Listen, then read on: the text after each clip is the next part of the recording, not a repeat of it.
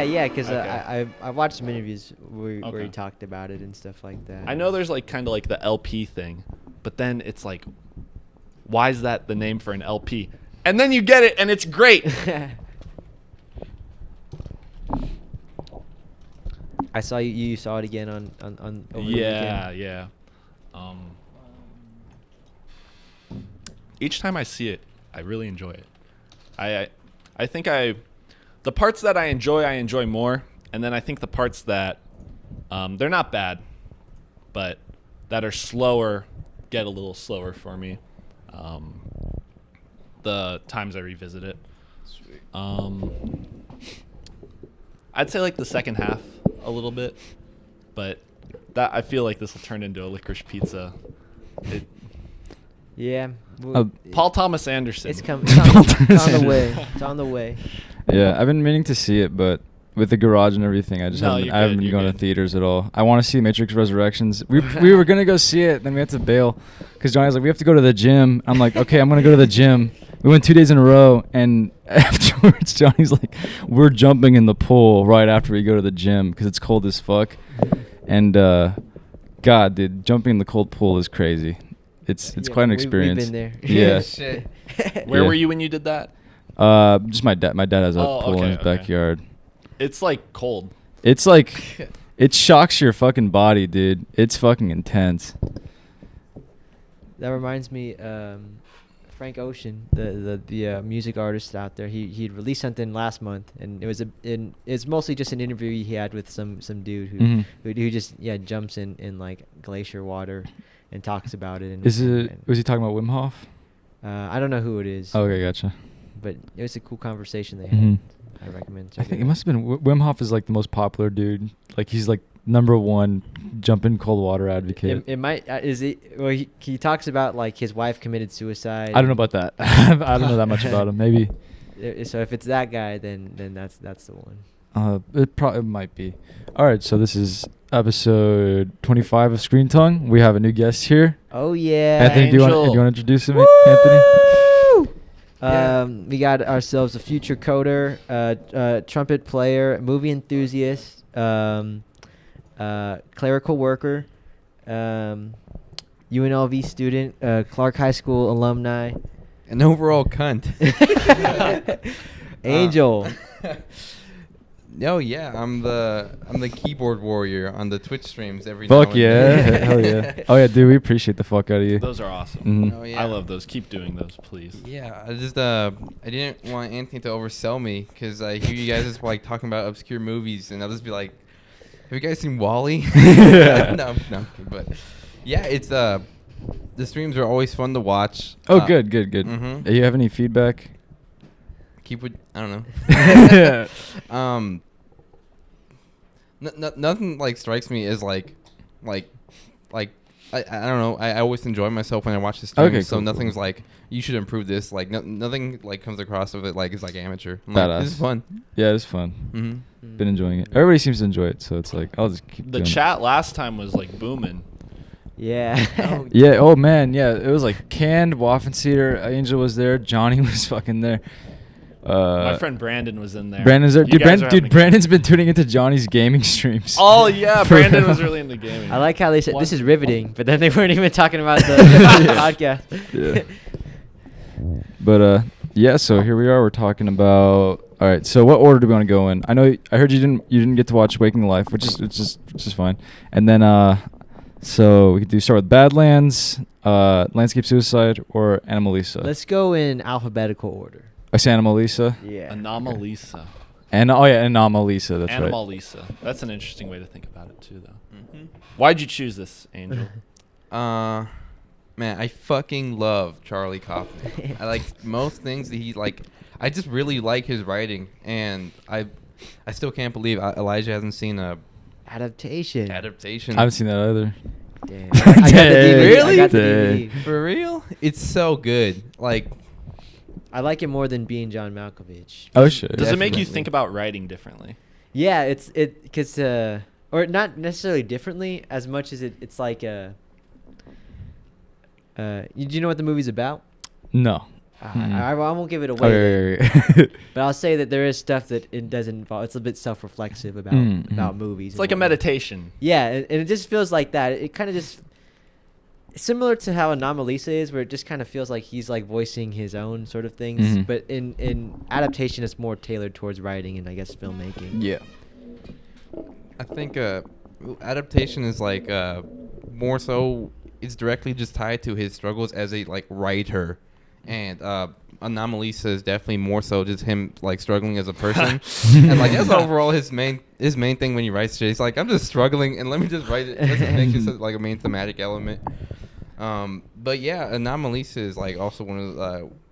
I wouldn't say like it's one of his like standout movies, but it's still also very well written because like a lot of the things I noticed about his dialogue, especially, is that he's really good at capturing like dialogue that's like not outlandishly annoying, but like just like just forced conversation, like just from like general like niceties. He's pretty good at small talk. Yeah. Like making small talk interesting, Mm-hmm. or at least just funny. Like in the Taxi Driver. That's what I was about to bring up. The Taxi Driver felt like so annoying. I think everyone mentions like I don't know, like the food item they have, like they're known Chili. for. Chili. Like the Chili. Chili's really good. I like the part when he's in the taxi. He's like, I'm only here for a day. He's like, well, it only takes like 4 hours to He's go like, to the zoo. to and go to the zoo, like you know, 45 zoo minutes time, to and then eat you can go chili. again. I like when he brings up he's like, I need to get a toy. He's like, oh, yeah, there's a great toy store. It's open 24/7. I'm like, wow, that's pretty cool. An open 24/7 toy store. And it's like, it's got a bunch of dildos and shit. So is this your first time seeing it or second time, multiple watches? First time. First time. Okay, gotcha. Oh, Mhm. nice. What's your favorite Charlie Kaufman movie, Angel? Man, it just feeds back to me criticizing like you just gotta see adaptation. It's just Yeah. fucking, I mean, like Synecdoche, New York is also really good, and like it's just full of discussion. I don't know if you guys have seen that already. Mm. It's pretty dense. So, yeah, it's kind of crazy. It's a lot to unpack. Yeah.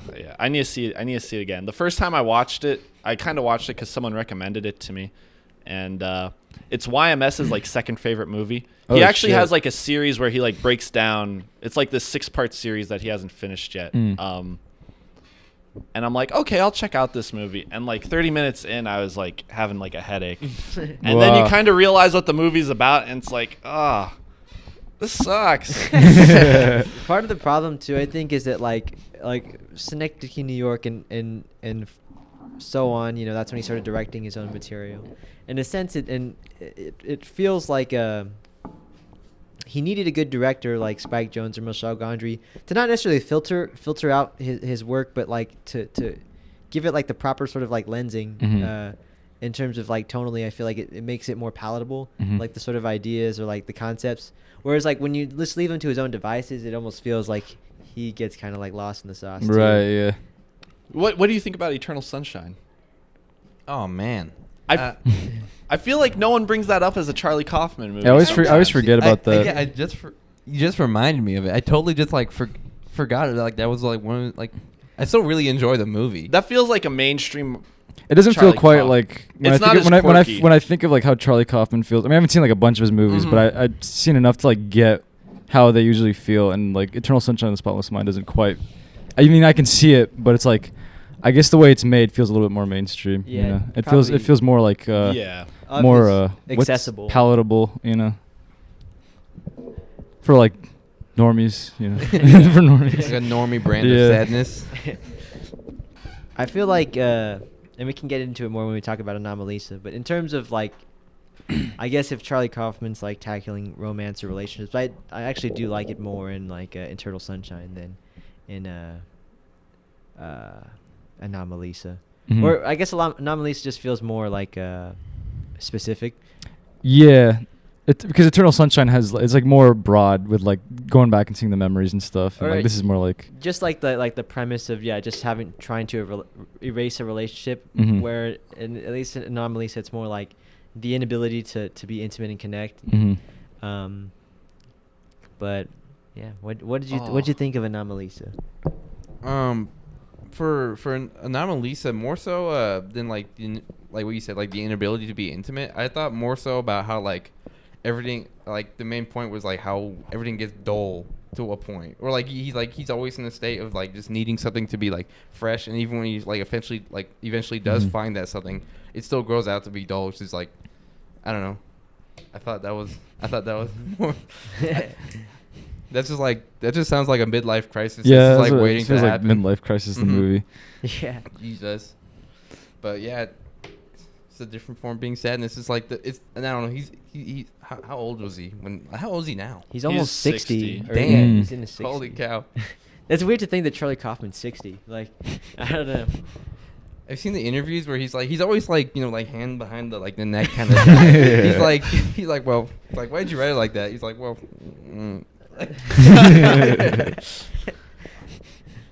What did you think of the movie, Elijah? This is the second time I've seen it. I was actually kind of just thinking like a quick thought about like Eternal Sunshine, Anomalisa, and I'm thinking of ending things where it's just almost like Charlie Kaufman going through like the different stages of like relationship grief. Yeah. Where it's like with like Eternal Sunshine, like you said, like, okay, it sucks. You want to like get it out of your mind. Anomalisa is kind of like, because at the beginning, isn't there like a thing where he's like trying to reconnect with like an old girlfriend? Yeah. And he's kind of like trying to like face it up front, but like be like a shitty person about it. Like he's like trying to use her. And then like I'm thinking of ending things as him kind of trying to be like, okay, I'm gonna like kind of face it head on, and it still like sucks.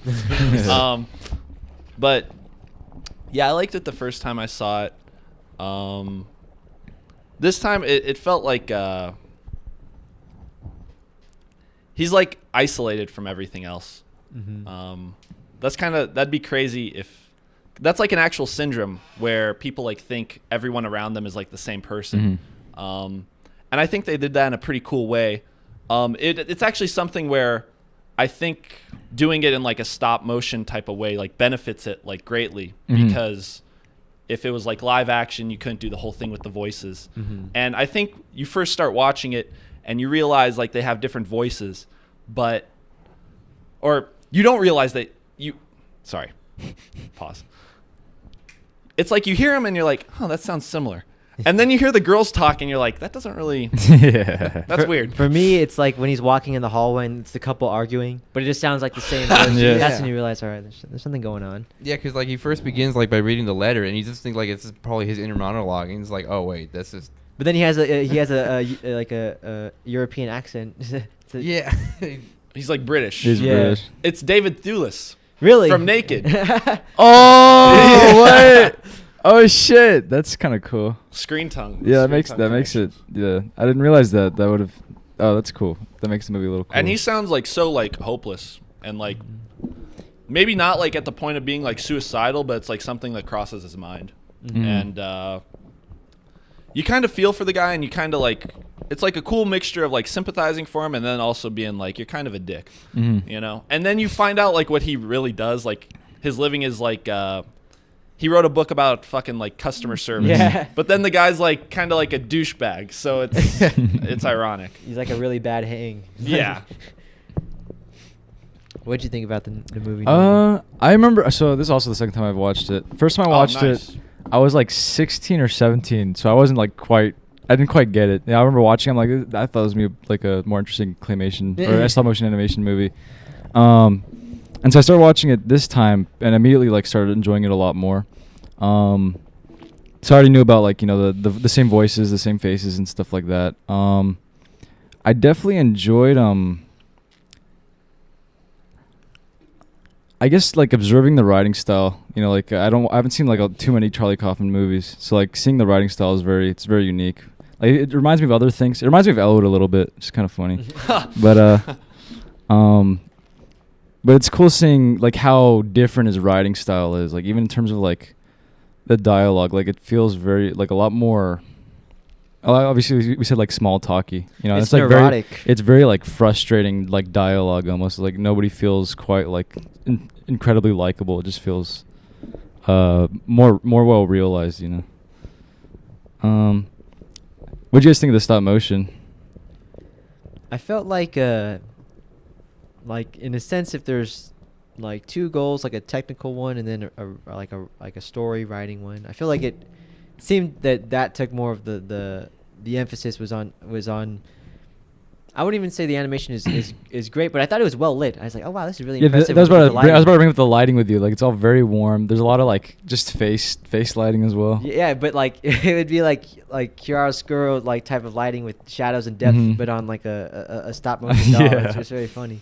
But then there was stuff like when he went to the basement to talk to the hotel owner. Mhm. I don't know what it was supposed to be, but the way that it was lit looked like the light was reflecting off of water, and so Mhm. the way that it was on the wall. So, but yeah, it's stop motion. So you got to Mhm. do that frame by frame. But it was Mhm. so to do liquid is very difficult in animation, right? Oh yeah, yeah.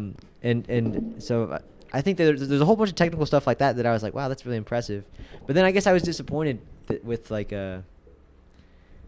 it felt like a stop motion company that hired Charlie Kaufman to write a script for them than Charlie Kaufman going out to make a stop motion film. The posters make it look like that. Yeah. Yeah.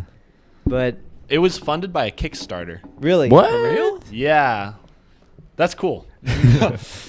How much money did this movie need? I'm not I sure. don't think a lot. I haven't. Yeah, it's not like the movie you go out to see on like Friday night. No, no. None of his movies are like that though. Kind of like Who's you going? know what Who's you're going? getting. Who's going? You know, like you kind of if you like Charlie Kaufman, you kind of know what you're getting. Yeah. Yeah. What were you gonna say, Angel? Oh, I think I just made the motions to talk. Yeah. I didn't want to I interrupt was- your point. I was gonna say, I wonder why they left the lines on the faces visible. Yeah. Like they always take that out, and like it seems very purposeful. Or I don't know if it was like a budget thing or it was on purpose. I liked how they did that too, though, because there's that dream sequence Where the face It's is like changing. incredibly noticeable, and I think there's another part where like it looks like his face falls he off. looks His in the face falls mirror off, and he like yeah. like Mhm. defogs the mirror. And I feel like they use that to their advantage. Yeah. It's like it adds to kind of like I guess like the non-realism of it. But that kind of makes like the metaphor better. Mhm. I liked it in terms of like in terms of visual metaphor. It's cool that like it was separated from like the bottom half and the top Mhm. half of the face, because in a sense, if you see the bottom half of the face trying to emote, but the top half, like the eyes are pretty dead, Mhm. that must be what it feels like to experience that, where you feel like everyone's the same. There's no Mhm. real emotion there. Right. So I thought that was cool. But then sometimes to the lines, I thought sometimes it made me think that they were like wearing glasses or something. It just Yeah. was So it strange. was an interesting choice, for sure. I did like, I guess like the character designs though. Like they're a little overweight, they got rolls and stuff. Yeah, nobody's fucking like super good looking or anything. The girls are kind of like attracted to him, but like It's funny that They're like dudes. Yeah. yeah. The love interest is now outlandishly hot. She's just like actually just a normal. She's scarred, and Oh, yeah. Sure, it makes like so much sense. I really love her character. Mm-hmm. Cause like she's kind of supposed to be the one. She's like voiced by Jennifer Jason Leigh. Yeah. Like the one who she's different, but in a way, I guess at the end it kind of turns out into just like he sees her as different. Mm-hmm. Because that's not the way she perceives the world. Mm-hmm. Because at the end, when she's in the car with her friend, she can hear her friend's voice in a normal way. Mhm. So I don't know if it's like him trying to say like a lot of us kind of view the world like this, where kind of view as everyone like as universally like kind of like a one mundane person. And either a lot of people do that or like not a lot of people do that. What do you guys think? I don't know if that made sense. So what do you mean by a lot of people do that or not? Okay, do you think he's trying to say like the main character is a lot of people in the world?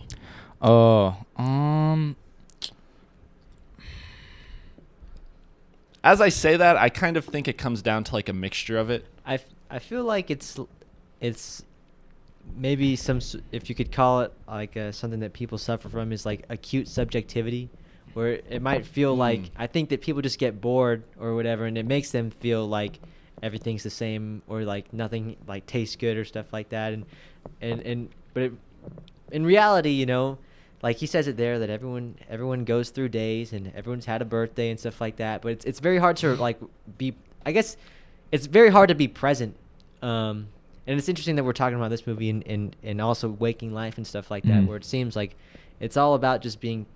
But I guess in regards to the main character, it seems like it's like very. I guess I don't know what other word to use besides like subjective, and like it just feels like for some reason he chooses to actually like perceive her. I don't know. I don't know about the character though, because like I guess that's the thing that bothered me in terms of like it that right there felt like the standard sort of like Charlie Kaufman like love interest. Like I feel like every movie she got the red hair streaks. You know what I mean? She's a little nervous, but at the same time, like quirky. It's actually like really like manic pixie dream girl. Yeah. There's something about her though that isn't like Kate Winslet. No, Like no, because like an actual like manic pix, like the stereotype is more like Aggressive. more aggressive. Yeah, like Yeah. taking like the soy boy out to like listen to cool music and shit, and go to like mosh pits and like do heroin. I mean, like that's. Like, Have you seen Garden State? yeah. Okay, Yeah. I need to see Garden State. That's one with Natalie Portman. Yeah. Do you like her? Do you think she's a good like? I mean, I guess what would you have improved about her? No, I don't. I mean, I don't think. I think this is like the kind of movie where it's like not something I wouldn't make. It's like I couldn't. that's like an Elwood question. I couldn't speak to improve upon it, but I guess I would.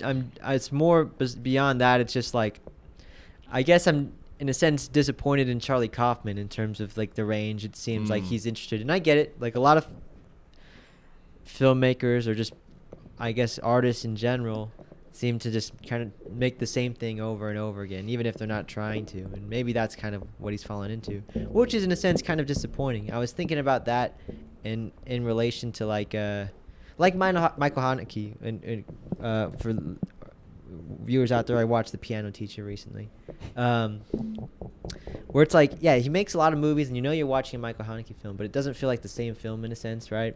Where sometimes with like Charlie Kaufman films, Angel put it the best way, where he said, and that was definitely a Charlie Kaufman film. You know what I mean? And I've seen Anomalisa, and that's definitely one of them. And in a sense, that's how it feels. It's almost like I think like the strongest example of that right now, beyond like I guess like MCU and Marvel movies, which just feel like the same repackaged thing, is like a Wes Anderson movie kind of feels like that too, where it's like I haven't seen The French Dispatch yet, but at the same time, part of the reason I haven't like gone out to see it because it feels like an AI generated sort of like Wes Anderson movie. It ticks all the boxes, you know what I mean? And it's like the posters look the same, and it might be a different story and all that, but it's so similar to all the other ones, you know? And that's how I guess when I was thinking about Anomalisa this time, I was like, I guess I just wish it was more varied than the fact that it was a stop motion film. But I get that in itself is a challenge. Like it takes a very long time to do that. So I can't even really be mad, but at the same time, I am. So I don't know. It's really quick. It's just interesting that you bring up Wes Anderson and like The French Dispatch and how it's like. It's almost become like a parody of himself. Yeah. It's almost like Christopher Nolan doing Tenet. Yeah. Kind of. It's like now all the directors are starting to do that. I've never heard anybody describe Tenet as a Christopher Nolan parodying himself. That's hilarious. No, that's like a big thing. Is it really? Yeah. Like, and I feel even there's like some of that with like Quentin Tarantino and Once Upon I can see that for sure. And then even with Licorice Pizza a little bit. But it's hard that all of how old are all these? They're all getting old. How old are all of them? They're like all the same age. So they're Gen X, right? Yeah, so they're just getting old. They're literally just middle aged, yeah. But I saw Bottle Rocket, Wes Anderson's first movie. That movie's great. That's I was gonna bring that up too in terms of like, but you watch Wes Anderson's earlier movies and they all have that distinct style. But for the thing that to me like makes them better or like great is that like it still feels real. Like it's not as artificial as his movies are now. It's like there's parts that take place on an actual street, you know, and shit like that, where it's like it's not so controlled, and that's part of it too. In a sense, it kind of defeats the purpose of like, if you want to call it, like, in my opinion, the magic of film is that you're capturing a moment, and it's like it's the difference. They talk about it in Waking Life when he's talking about like a book is better for to telling a story or something Mhm. like literary. While as in a film, you know, you have this the idea and of time and the juxtaposition of images Mhm. and whatnot. And in a sense, yeah, sometimes I feel like in the same way that Charlie Kaufman might need a good director to kind of like put him in the right lane in terms of telling the best story. Mhm. I feel the same way in terms of like, in a sense, it feels like they just there needs to be some sort of actual like reality. Mhm. That I feel like a lot as you get older, it seems like you get farther and farther away Right. because it's hard to stay in tune with Or like how I experiences think are. it's not necessarily they're getting farther away from reality. They're getting farther away from like public reality. Like they're like more into like the They're themselves. it's more themselves, yeah. Or just like success reality, you know. True. But which I guess that's the thing too, where sometimes that's okay. Like I feel like Harmony Korine is kind of like that, where he Yeah, kind of he's just good. makes whatever he's interested in, and it's very singular. Mm-hmm. So I guess it's just the thing where it's like it feels like a coin toss, where it's like, all right, you're gonna watch a filmmaker or somebody get older, and hopefully Yeah. hopefully they go the right way about it. It definitely felt like this is Kaufman playing it safe. Did But- you saw I'm thinking of ending things, right? I haven't seen it yet, Okay. actually. But I was thinking more so as I was being quiet as I turned my head around and just looking. But I think he's really good at like not making it like not hammering it over your head that this is like a societal thing. It's just that more so it's just something that is left to his own devices to just maybe manifest into something that just turns into like a big depressive episode. Which like I think I like that nuance where it's like it's not really this is a problem with the world. Yeah. It's like this is my problem. Let's look at it. Yeah. I do appreciate that. It's at the end, the movie doesn't end with like some sort of like message or nothing like that. It kind of just ends. It That- ends. do you like the main character? Do you sympathize with him more, or kind of like Nah. you're like I've this guy's- had customers like that.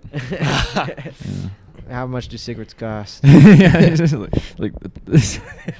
Yeah, there's this one guy who looks like I forget what the cartoon's called, but there's one guy who comes in and gets wine with a Australian accent. He's so fucking annoying. He's got this fat beer gut.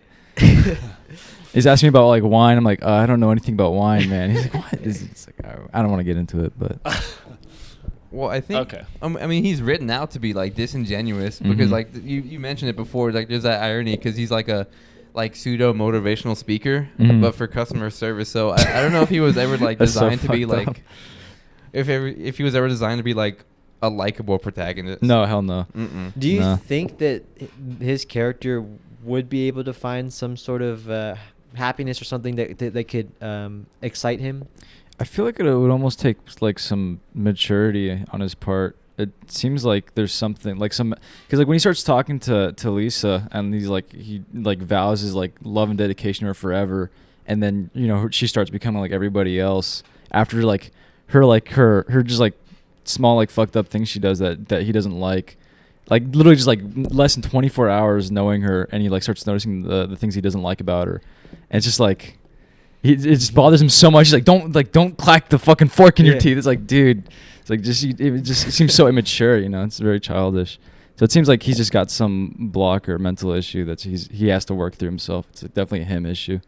A little off topic, but I think it works thematically what we're talking about now. I rewatched Fat Girl yesterday. Nice. But I was watching the interviews from the director, Mhm. and she said like in her philosophy, she doesn't say action on set because it's not her job as the director to like command authority. Because like if you're That's interesting. her goal as a director is to be a master, and a master doesn't need to command authority. You just have it. You know what I Mhm. mean? And that's how it kind of feels. How do they know when to start? I feel like they like. She actually said a whole bunch of interesting stuff where like on the day she wouldn't tell the actors what they were gonna do or like that they were gonna get naked or shit like that. Like Oh, that's kind of rapey. That's kind of fucked up. Yeah, that's a fucked. That's like if we were shooting Gawk for Lucifer, didn't tell Elijah at the get. It's like, yeah, you can act in this. I just need you to act in this little. But, thing. I mean, they had the script, but I guess. Oh, okay. So they knew what was like. They knew what the story was, and they knew that they had to fuck, but like Mhm. it was just that like you know, when you read a script like that, you probably imagine, all right, they're probably going to be a close up and we're not going to actually be naked and shit like that. But she's like, no, it's just going to be like a 15-minute like long take. You guys are going to have to just act it out. You know what I mean? And so it's more like that. And but I guess I bring up the thing about the action and the control and all that because it feels like his character is like to demand so much like specificity and stuff. You don't feel like you're in control if you have to do that, right? Right. Yeah. And it's weird for a character like that who, in a sense, like they say, like kind of has everything one could want, right? Mm-hmm. He's successful. He's staying in a nice hotel. Everyone there admires him or likes him. Mm-hmm. But he just doesn't like himself, it seems. Yeah. I do like the part though when he's talking to Lisa about getting a divorce and all that, and she's like, oh, just don't tell your son that he's like, oh no, but he's part of the reason why I'm leaving. And it's like, well, he's just a boy, so you don't have to tell him that. Do you think there should be more of an explanation as to why he's sad? I mean, Because like, if you don't try to sympathize with him, he's very like we've said, like unlikable, kind of like rich douchebag type of thing. Do you think? I guess is like. I think it's good the way it is because it's like it's realistic for people to behave the way he's behaving. Where it's like, I mean, it's obviously very selfish, but it's and people will genuinely do that, you know. It's interesting because like you learn in like the screenwriting classes and all that, like you want to make like likable characters for the most part, Or at least someone that's watchable, right? Yeah, and well, I would say he's an interesting character. Yeah, he's not unwatchable. Yeah, so I don't know. I need to think about that a little bit more, but I was just curious about that. That's more like just like a Charlie Kaufman like writing thing. Yeah, I haven't seen too many of his, like I said, I haven't seen too many of his movies, but like the characters in there seem very like more just like interesting than they are like likable for sure. Some of it, it's like interesting to think about like where their headspace is at. And I think about that question now as I ask it, and just like I guess with like I think about the way I write and like a lot of movies I watch, and there's definitely a lot of movies that I love that don't have likable characters in them. Yeah, for sure. So, I don't know, because I remember when I watched the movie, I felt like pretty attached to what was going on. Like his like douchiness didn't turn me off. Didn't faze a whole you. lot. So I don't know.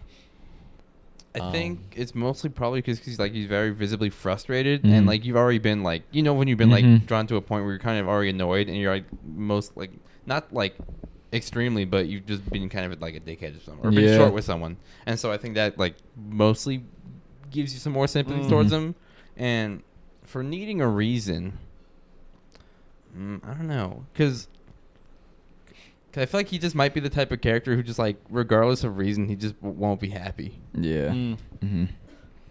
It's super ironic that he wrote like the best customer service book and he sees everybody as the same fucking person. What do you think if there's anything in terms of like thematically to take away from that, like why would he be a sales representative or for the story to take place at a conference? It's so like the way he perceives the world is everyone's the same, but that's not the way it really is. No. But in a way, for him to like perceive things as like all the same, I feel it's like come down to like he's seen like similar traits like across like humanity, or he feels that way, and he's picked up on that, but also like created like a bit of like an emotional wall towards things. So it's almost like he's smart enough to figure out what's gonna work. It's like he thinks of things like a formula. He like he sees the Matrix. Yeah. He's like sees in code. Yeah, he sees how like it can break through to people, but he doesn't actually want to like participate in that. In order to really analyze and be objective, he himself had to remove, in a sense, his humanity or whatever made him be able to connect to people. I guess that makes sense in terms of, I guess, why he'd be a salesman. What do you think about the scene where like he tries to call back like his ex-girlfriend? Go ahead. I was thinking about that too, because like it's interesting to set the story in like during a business trip, because it reminded me of this one movie called Yee Yee.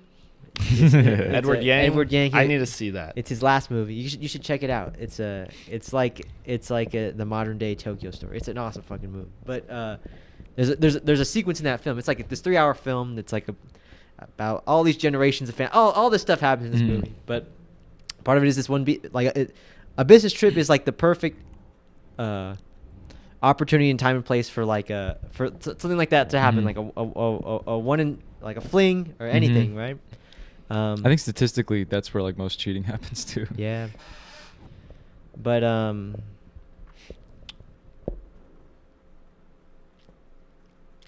You're talking about the setting? or I guess I didn't really know where I was going with that, but now I'm thinking about one thing and or it's just interesting to have him as a character still so like desperately trying to find where he went wrong, I guess in terms of trying to reconnect or with his ex or whatever like that, because he asked her like did something change, did I change, did you change, and so yeah, I don't know. I mean, the way he talks about, at least the way the relationship went with his ex is like he said something happened that's inexplainable, and it seems like what happened was everybody started looking and sounding the same for whatever reason. It seems like he doesn't quite understand it. Like he literally can't explain it to people. Like maybe like out of fear of seeming crazy, or maybe just because he literally doesn't understand it for whatever reason. But it's interesting too because she said that like it literally just happened one day where he it was like overnight type shit. Hmm. So it almost seems like I almost compare it to like analyzing movies so much that all of a sudden you stop enjoying movies and they're all the fucking same thing. But I like the way that you're talking about Elijah, where it's like he's done it so much that it becomes like bland. Like when Johnny was getting good at pitching sales to people walking door to door, that's how he's talking about it. Where it's like he had like conversation that specific type of conversation down to a formula. Like he could really manipulate like words and people in very specific ways because of it. What do you think in real life causes people to get the syndrome that he's experiencing, or the illness? Depression. I feel it's like a chicken before the egg thing, though. I feel like maybe at that, like kind of what Norby was saying about he just never like learned how to mature and or like grow up. It almost seems like he just like selling himself short. Like he got success, he got all this stuff, and actually, I mean, we don't know his backstory too much, so we can't speak too much on it. But it seems like he pretty much got everything that he wanted, for the most part, and after that, it seemed like he didn't want anything else. He didn't want to grow or anything. And so when that happens, I feel like a lot of people get bored and like unhappy. Like, I mean, like I almost think of like Jim Carrey. Like he achieved all the success. Now he's like in a really weird place. What do you mean? He's in The Weeknd's new album. He's on The Weeknd's new album? Yeah. Is he really? He posts interesting things on Instagram. He's been a little bit more active recently. He's got that big beard now too. Yeah. He has a TV show. Does he really? Yeah, where he plays like a Mr. Rogers type. Oh, okay, gotcha. How long was he just like out of the public eye? From like, I mean, like almost 10 years. Yeah. There's that one documentary. I still got to check it out. The Man on the Moon Yeah. one? Oh I yeah, wanna see that one's good. just like a good decade. Just like he's just. Yeah. Bless you. Just disappeared. Same with Jack Black, but Jack Black's like he's He's Jablinski. He's Jablinski now though, but before I remember, he was gone for a while, and then he came back with a Goosebumps movie. Yeah. Jablinski. Yeah. He plays R.L. Stein. Yeah. God, about that. He is R.L. Stein. There's a great line at the end of the movie. Shut the fuck up. There's a great line where he's like, all the greatest stories ever written have 3 parts to them. The beginning, the middle, and the twist. That's badass.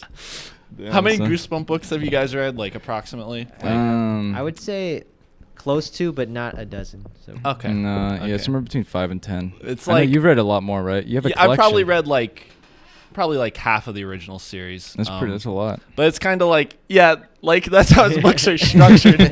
There's a beginning, middle, and like you kind of get how things are going, and then in like the last 5 pages, something like incredibly drastic. It's fucked up funny. Okay, I'm gonna spoil one of them if you guys don't care. Really fast. There's this one called Welcome to Camp Nightmare, and I was reading it one time. I went to church with my grandma, and I wasn't paying attention. I was just reading this book, and it was pretty cool. It was like a page turner for the most part. Like, it's like they go to like a summer camp, and they basically have to do almost like Hunger Games type of stuff. Like what? Like. I forget exactly what it was. They have but to it's like escape survive. from like this beast or something, right? There's something in the forest. Really, really tough. Stuff like that. And essentially, like, there's like 2 pages left, and it doesn't really seem like there's like any type of resolution. And I remember thinking, like, what the fuck? How's this gonna end? And then the last chapter, literally like the last lines, it turns out to all be a stage, and the kids are like, "What the fuck's going on?" And they're like, "Oh, this is just a setup for Earth."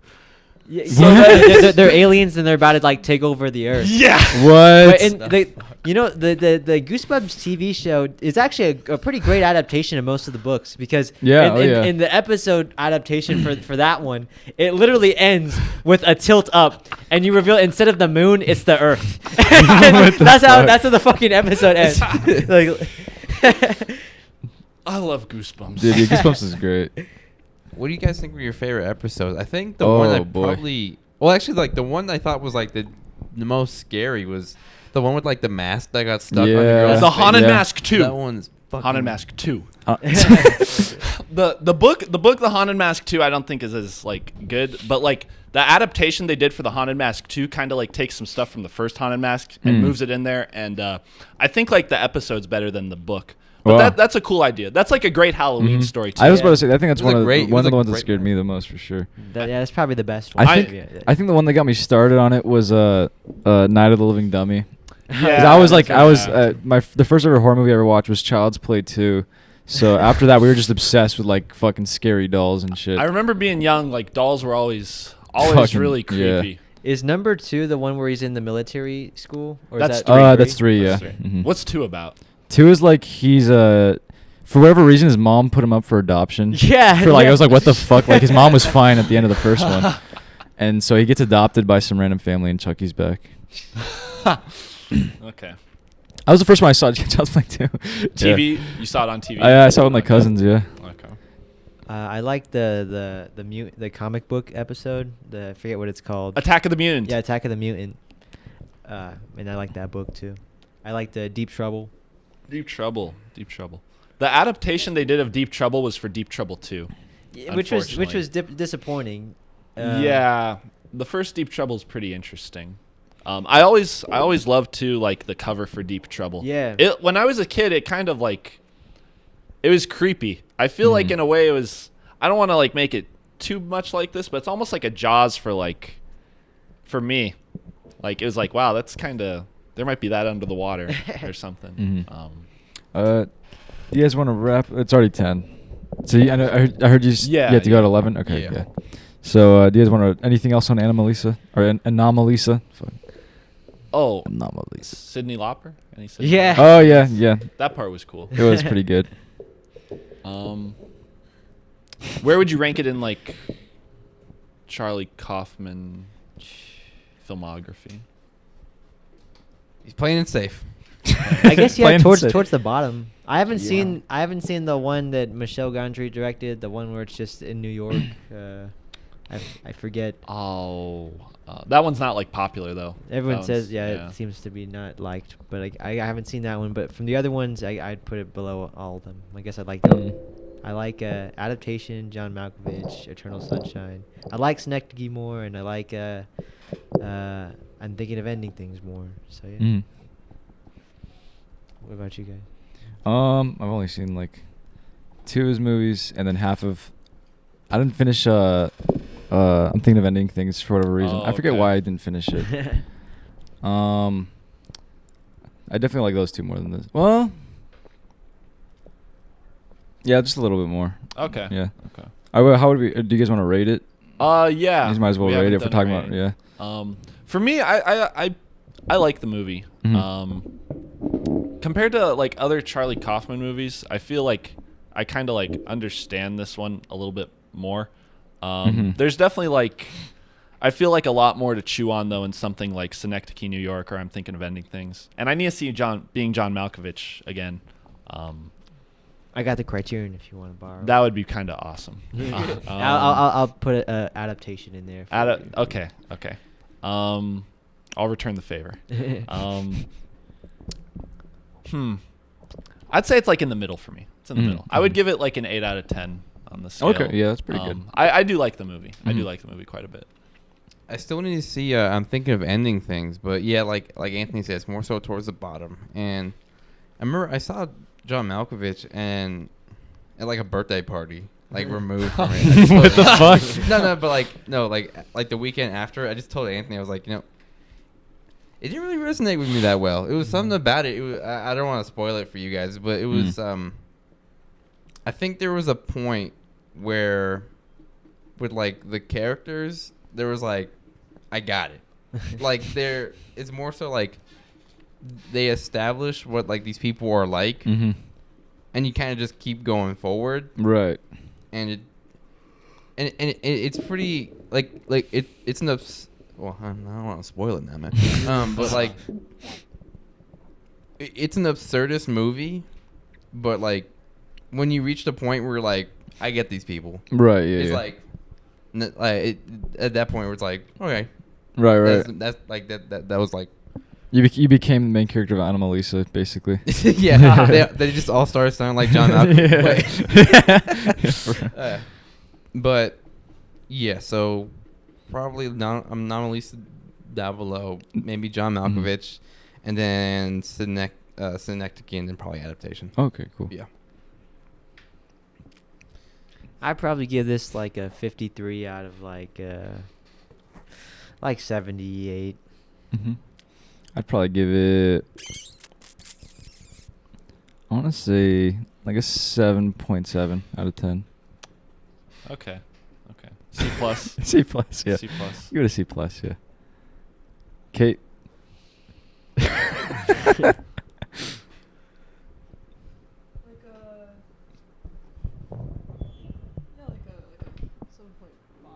7.5. 7.5? Oh, you like it less than me?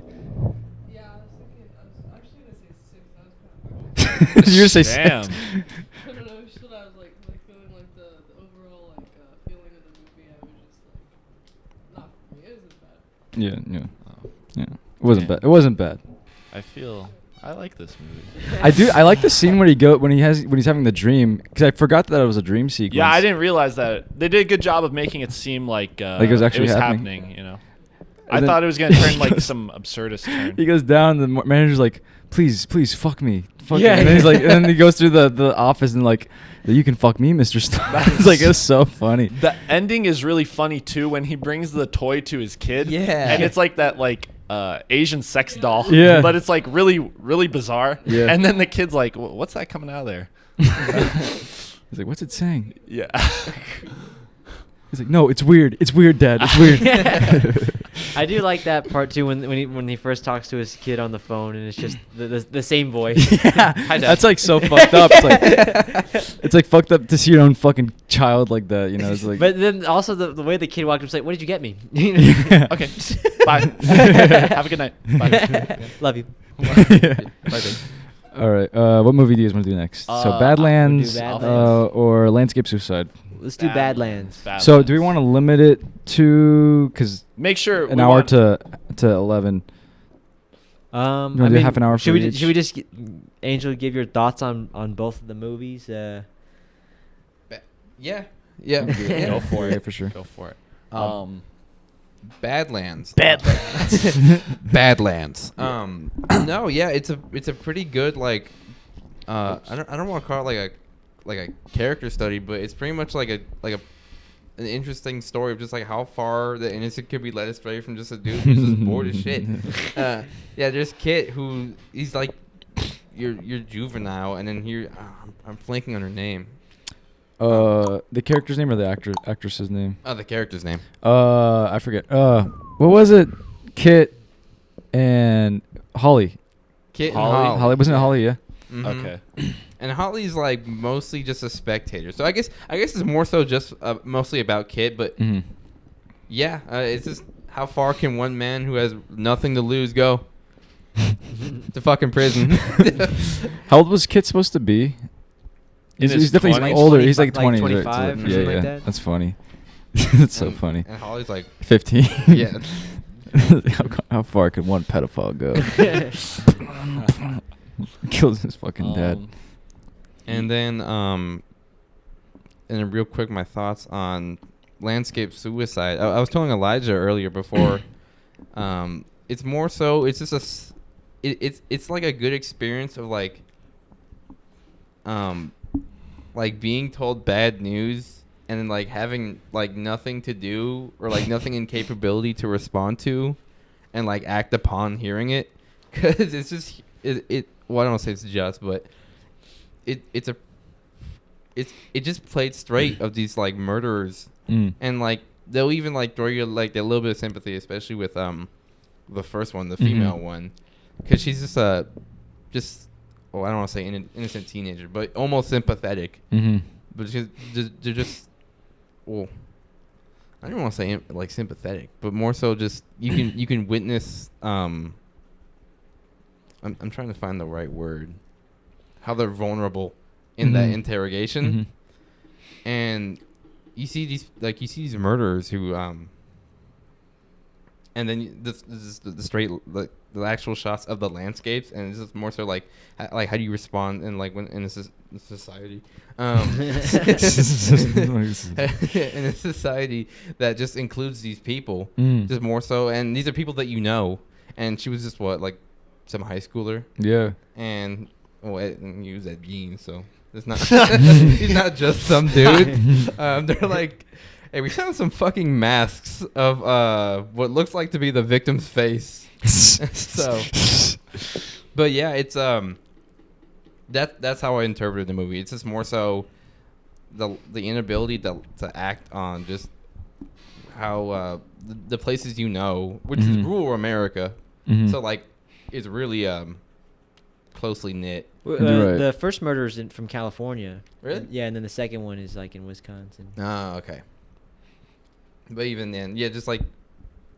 But it is still like Northern California. It's not like L.A. It's they're I was about to say, like, surrounded by yeah. trees and suburbs and stuff like that.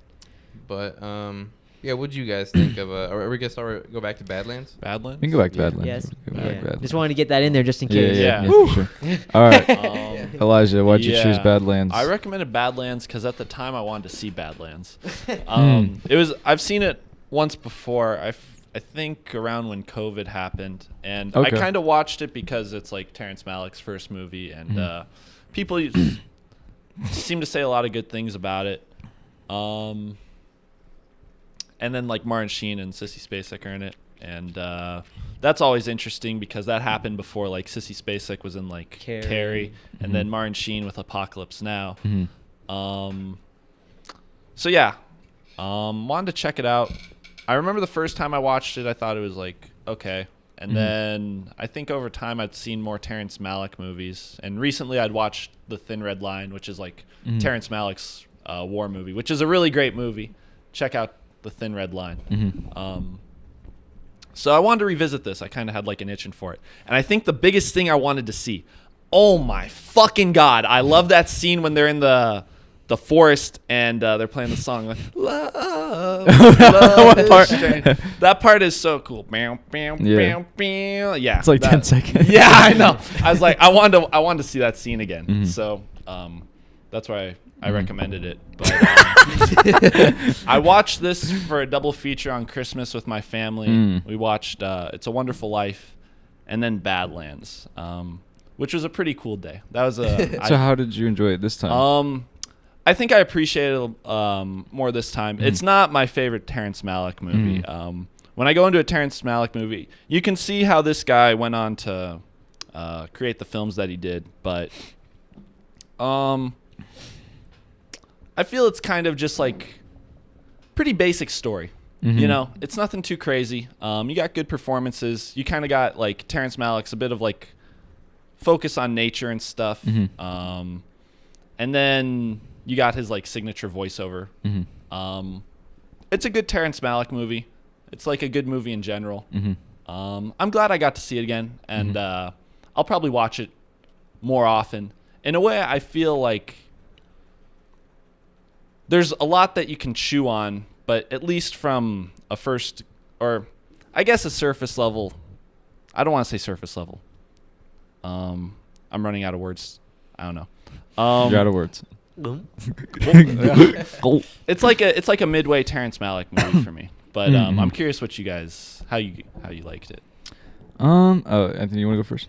Well, I guess that's a good way to describe it in terms of it's a mid tier, but in a sense it's like from the other Malick films that I'd seen, you always wonder, all right, what's a straightforward Malick movie look like? And then you watch Badlands, you're like, oh, okay. But then I'm like, all right, it made me appreciate his other movies more, where it's like he could have kept doing this or variations of that, but I like that he kind of went in his own way.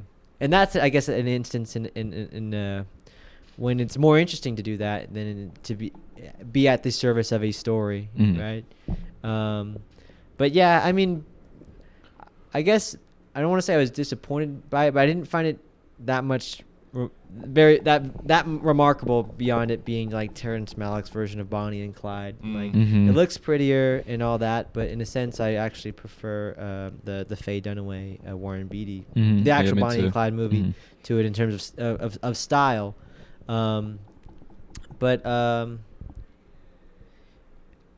Yeah, it's just like it just felt good to watch as I guess a film fan and a film historian. Yeah. And you see where Terrence Malick got his start and all that, but you could also clearly see where his trajectory was going, which is cool too. What'd you think? I was gonna bring up Bonnie and Clyde as well, 'cause just reading the description and then watching, this is very Bonnie and Clyde. It's interesting and also not interesting at the same time. Like there's good performances, but like not a lot of range. You know, like I didn't feel like I was feeling as much from the characters as I feel like I could have. But also like the characters do like some interesting stuff, especially Kit. Like does very interesting shit. Like just kills a dad, goes and like fucking Burns her house down. He burns her house down. Which I thought. I mean, yeah, Jesus. I don't. It's just like he does a lot of shit. Or like he goes out to the woods and starts building like a fucking like a treehouse. A very nice treehouse. A very nice treehouse. And like some fucking like Home Alone traps, you know? Oh like, yeah. He's The like, thing that's swinging. yeah, he's got like a little foxhole that he comes up and shoots the fucking like it's like some crazy, like it's like some fucking old school shit. I like I like thinking about just that generation too. Like that's like boomers when they were our age. Yeah. You know, like boomers when they're our age. Like that's very interesting to me to see like the differences between like how they treated life and how they treated people and how they treated like especially like how masculine people were back then. Like people just fought all the fucking time. Especially knowing like working with like Don, my old coworker, the way he describes his youth is very just like everybody was just beating the shit out of each other and like was threatening to kill each other all the time. And it's like seeing this is just kind of like what Don wishes he would have done when he was that guy when he was 20 in his 20s. Like thinking about how you'd make a movie like that now, like a Bonnie and Clyde type of movie, it'd be like what, like I don't know, it'd be like some like frat hype bro or some shit like that, you know, and like some e-girl. I'm just comparing it to now, you know. It'd be like that's how it'd be like that would be the roles now. Yeah, it's weird to think of the movie as like a period piece too, because I mean it came out in what 73, 71? I think 73, but it takes place in 59. But because then I always think about that too in terms of Terrence Malick must have been the age of the characters at that point in time, you know. And you think of it like that, it's like I wonder how much of that comes from Terrence Malick's own experience, or is it some sort of wish fulfillment too, right? In terms of like this is how you wish it was back then. But it is interesting just to and maybe that goes more towards his eye or his taste in terms of the locations, but how not just that it's in nature, but just how bare all the land was, you know. Even just a road was just like two sides and there's nothing else, no lights or anything. It's just it would have been an interesting time, and the only time really where something like that could happen, right? Where you could, in a sense, maybe not forever, but for a certain period of time, get away with the crime. You know what I mean? you could actually run away. Mhm. It feels like it's hard to do that now. Really. Oh no, yeah. It's too Technology. too Yeah. technologized. Um, Like through some fucking miracle in like the 50s, you somehow got caught on tape. Like, how the fuck was that possible? Yeah. it is interesting you said about how like it's just like a dude that was bored kinda. Yeah. Because Yeah. like yeah, he does like really fucked up shit. But in the end it's kinda like Did he grow? he was just Not like really. jaded. Kinda. It's like it's almost like he did this so like he could crack jokes with like the cops. He wanted to be like a celebrity. He's Yeah. like, there's that one line. That's interesting though that you say that too because they like make a reference to him being like James Dean. Yeah. Mhm. Yeah. Several times. Now I'm like a naughty film fan for this, but I haven't seen Rebel Without a Cause. Ooh. So I'm It's okay. It's I bought the DVD from Zia, Mhm. so we're doing good. But I don't know. What do you guys think about that? 'Cause- To me, in terms of as a character, it seemed like his trajectory was always that he was going to die young. Mhm. And I think he recognizes that in himself, and so in a sense, that's what, in my opinion, what kind of instigates him to, in a Mhm. sense, act out and try to make meaning of something that. I don't know. It feels like he doesn't really even value his own life Mhm. at a very high degree. And that's why he's able to put himself at such danger, Mhm. and others too, right? Mhm. It's interesting though, where it's like you talk about we like how masculine and stuff it all is, but like, I mean, sure, he took this 15-year-old girl, but then they talk about he's not really even interested in sex. Right. You know what I mean? It's like there is like some sort of like difference or like some sort of line in I guess masculinity where there's like there's a certain part of I guess masculinity that in itself wants to be alone. It's interesting to Mhm. think about this after talking about Anomalisa too, Mhm. which just feels like a man who can't connect, Mhm. but because of his own vices in a sense, Mhm. right? It's like he might feel bad for not being able to connect, but does he even really want to? Because Right. you know there's no real effort in it to really grow in that regard. And that's why it's also interesting then that he's with Sissy Spacek's character who happens to be 15, where it's Mhm. like it's a kid trapped in a grown-up's body, right? Right. She looks a certain way, but you know she sees the world, and that's it's hard with some Malick movies with the voiceover, where it just feels like it's more of like a style thing than a Mhm. story thing. Where and I feel like in this movie it really does work to because her character doesn't really do anything, so in a Mhm. sense you need the voiceover to really understand from her side. Right. But sorry, not really answering the James Dean thing. No, you're good. You're good. That was a good train of thought. I know sometimes in like Malick movies, it feels like the voiceover is like. I know when I saw the Tree of Life, the voiceover kind of makes it seem like something that's going to guide you, but really it's just like almost like he wrote different poems for the actors to read during like certain parts of the movie. And it's like really abstract and kind of like you just gotta like feel it. You can't think about it like a whole lot. I remember like thinking near the end of the movie, like Sissy Spacek, she kind of like falls out of love with him, or whether or not she was like really in love with him, it's more like she's gotten like tired of this. Yeah. And like you said, she kind of, I don't know, maybe gets like a little flat, but it is an interesting use of, I guess, voiceover. Mhm. She's just bored too. Yeah, she gets Yeah. she gets pretty damn bored. Do you think she like falls in love with him, No. or it's just kind of like she's along for the ride? It seems like puppy love. Yeah. Yeah. It feels like maybe she wanted to, but she even says it too, where it's like she went on to marry the lawyer who defended her, right? Mhm. It's like,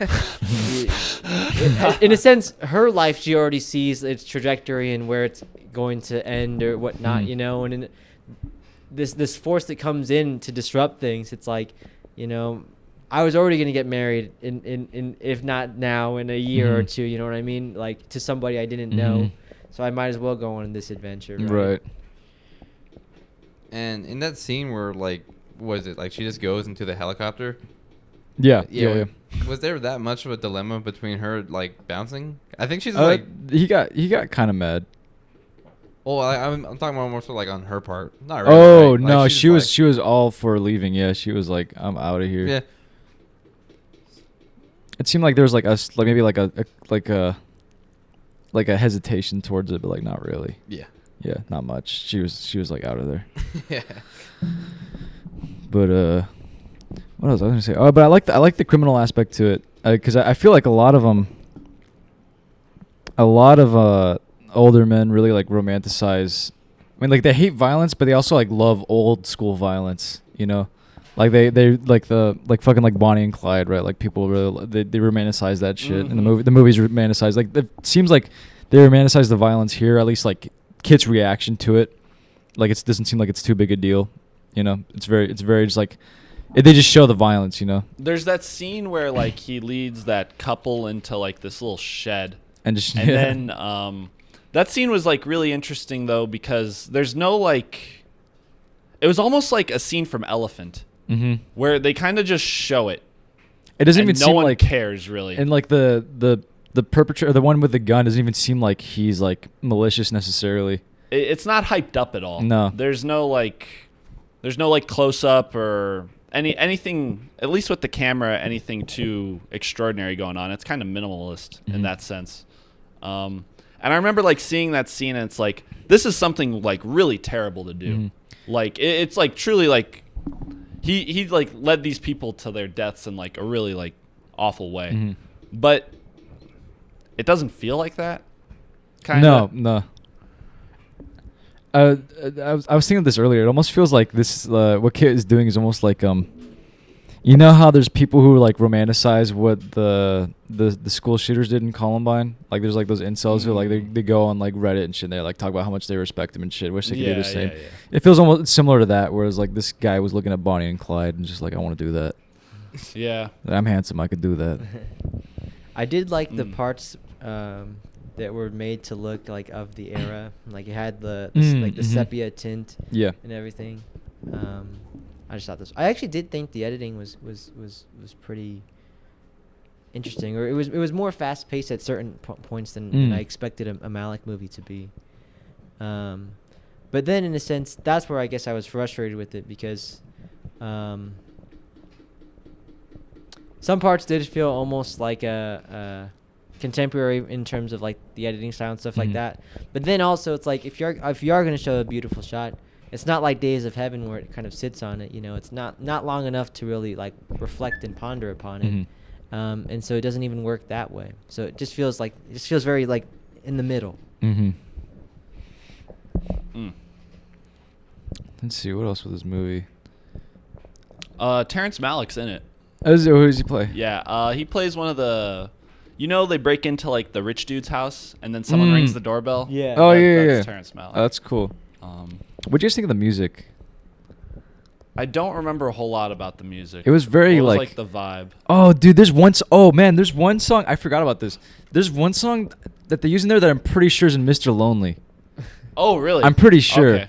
It's like this really like I don't even know how to describe Isn't the song. it? There's like the like main theme is not like a xylophone or something. It's kind of like a xylophone. It was okay, weird. Okay. I think it's one of the xylophone songs that's it's like in Mr. Lonely. It's like in a major key though. It's like an I feel it's like an upbeat type. Is it like the? I think it's in like the opening and closing credits. I remember thinking the music was weird. I was like, it's not like something. It's not sad, but it's not like dark. No, it's very just very, like it's almost like music for like a children's show or something. Yeah. You know, it's like very just like xylophone-y. I was like, this is a weird choice. Kind of felt like beach music in a way. It was A little upbeat. beachy. It's music. I didn't feel beachy from it. I don't know. It made me think of like seashells. It made me think of like fucking crayons. I can see that. Yeah. What'd you think about the music, Angel? Yeah, like I was like trying to remember it while you guys were speaking about it. I guess it's more so I guess it matches more so with Holly than anything. Yeah. Because it's just weirdly out of place and like chipper, which I guess is just Holly. I mean she's not entirely chipper, but she's like innocent. And so I guess it matches it alongside that. But I was thinking, I know you'd mentioned how like Kit is like more so someone who like knows who he is, but do you think that goes against the movie like in terms of like stakes? Because like he's already like he's off the deep end, just like we'll just see how far this goes. Yeah. But you already know it's gonna be like he already has plans to be like imprisoned. I think it does. It kind of does get rid of some stakes. I think that's part of the reason why we didn't have such a strong reaction to it. It doesn't feel like. He doesn't feel like he's running away. Nah. I mean, like they are, but it doesn't feel like there's any like. Well, he has to defend himself. Yeah. But like, there's no. He's not going to somewhere as much as away from Mhm. something. You know.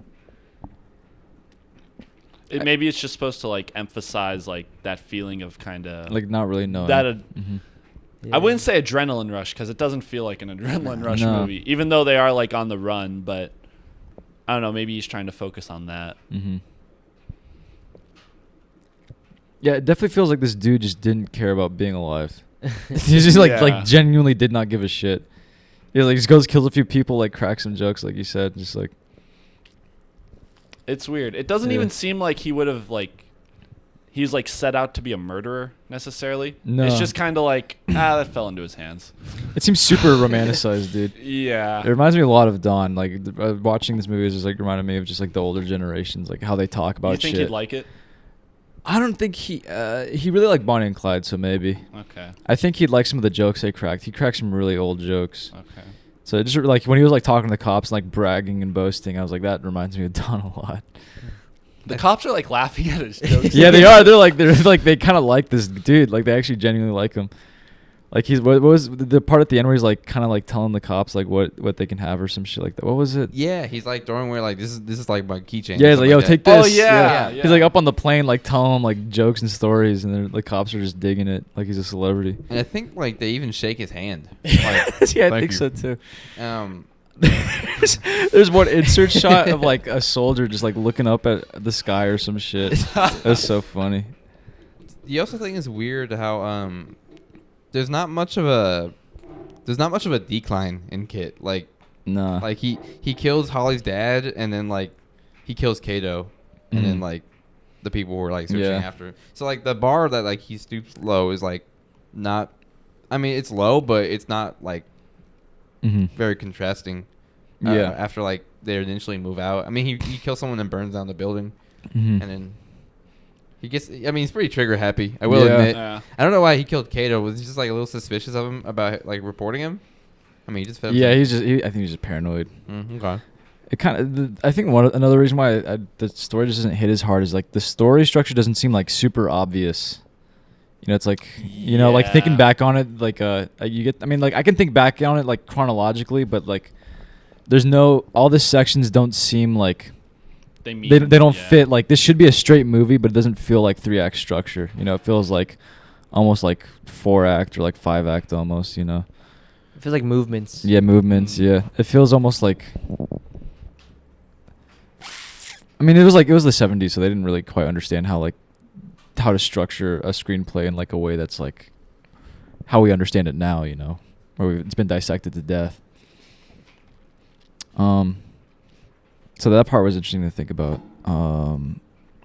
Like even like the midpoint. I guess the midpoint would just be like the tone shift would be Holly's like not liking Kit anymore. Is that where she stopped liking that Kit? would make sense. Yeah. That would Yeah. make sense. Mm-hmm. Beginning of second act is where they go on the run, I guess. After Yeah. he kills like Yeah. the dad and then I feel like just like the third act falling action is him just eventually realizing he's gonna get caught. Yeah. Um, I like the part where he's running away from the cops in the car, like in the desert. That part reminded me of Fear and Loathing in Las Vegas. do you like the car chase scenes? Yeah. They actually, they were good. yeah, pretty yeah, cool. they were pretty. Yeah. I did like that part. The cars were cool. They were old. Cars were cool back then. The cars were cool. Anything else with this movie? There's like one scene where they're like driving at night. It's like Yeah. a shot. Yeah. Oh, yeah, inside yeah, the yeah. car It with the was- headlights. But yeah, it's in the car interior and they're driving, but I was just wondering where the light was coming from. 'cause Mm. It was just there's no lights outside. Mhm. The light Yeah. wasn't moving. Mhm. It was just on them. So I thought that was funny.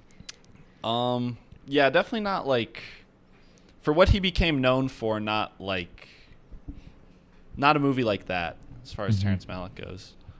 I would put it like near the lower echelon of his movies. Mhm. I remember Days in Heaven is kind of like a transition point. I feel a little bit. Days in Heaven isn't as. Days in Heaven gets a little more abstract. Yeah, would you say? I feel like Days of Heaven is like the perfect blend of story and like tone poem, whereas this movie's a little too like story heavy, but it's still like it's absent. It's like it's the same amount of like volume of story, but it in a sense, since there's not enough of like the esoteric poeticness of letting you sit on it, that like Days of Heaven has, where it's like probably the same amount of story, but in that movie it's more about just like the magic hour shots of the fields and stuff like that it becomes it elevates the material, where in Badlands it doesn't really elevate beyond what it is, you know. It's interesting because I heard Martin Sheen say something where it's like Badlands was like the best script he's ever read. Which is just that makes me think. No, yeah, because I definitely do think that like on the page versus whatever he actually did end up translating into a film was probably different than what was on the page. Still, I just think that in a sense, maybe as a first time as his first feature, he didn't know how much to lean into it or not. You know, I would still say it's a pretty good achievement for a movie. I mean, I haven't seen like Knight of Cups or the ones that people say are like actually bad. So I don't know. I tried watching Song to Song and I was not ready for that. Is that the one with Ryan Gosling or Ryan Gosling, Rooney Mara? Oh shit. Michael Fassbender. And, what the fuck? Natalie Portman. Yeah. What? Yeah. And the first cut of the movie was like 8 hours. What? He got it down to like 2 hours.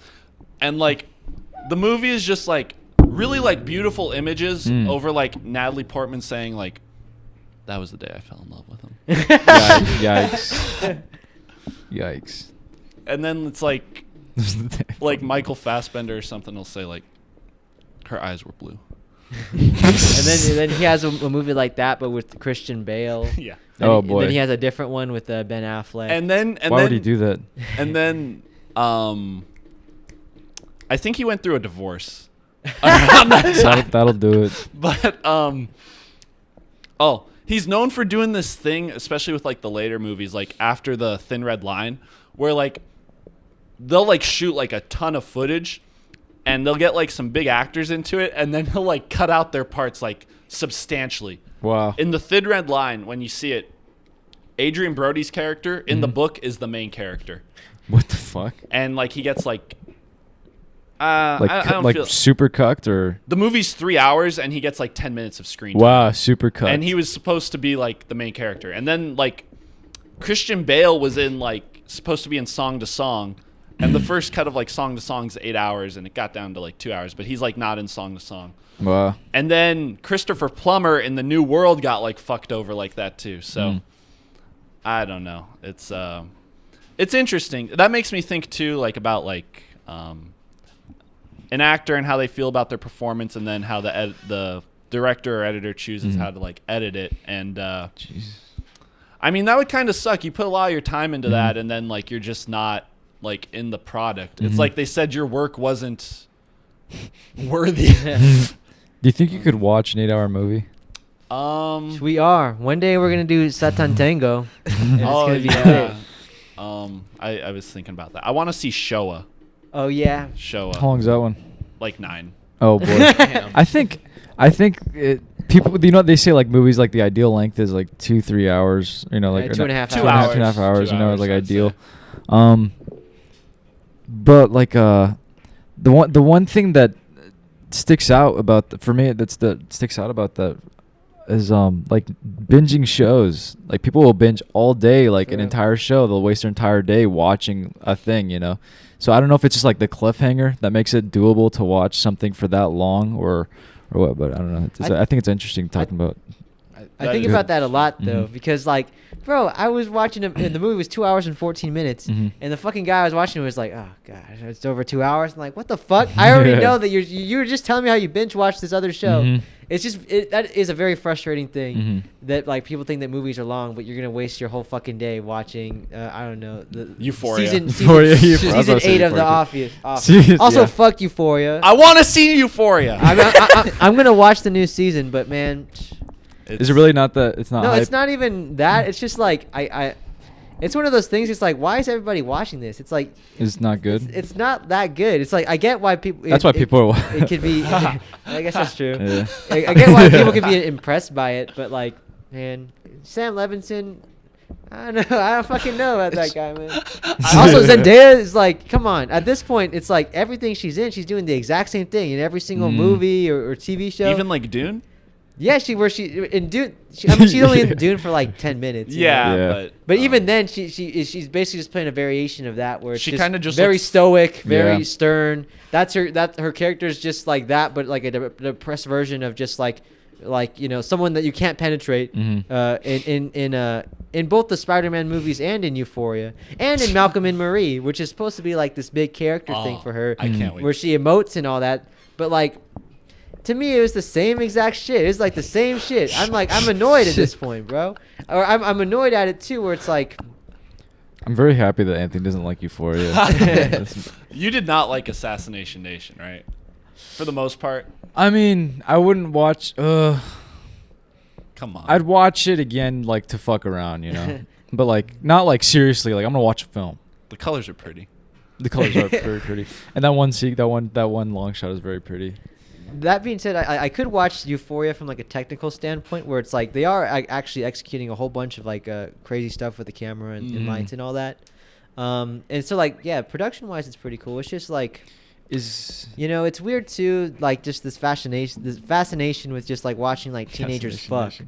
It's like I don't even know. Like it's like, is it wish fulfillment? Is the problem with it like performances, or it's got to be the writing, right? It's mostly the writing, because yeah, it's like always the writing. It's for as intense as like the form of it is. It's like very like clear camera moves and stuff that's like these are formal decisions you have to make.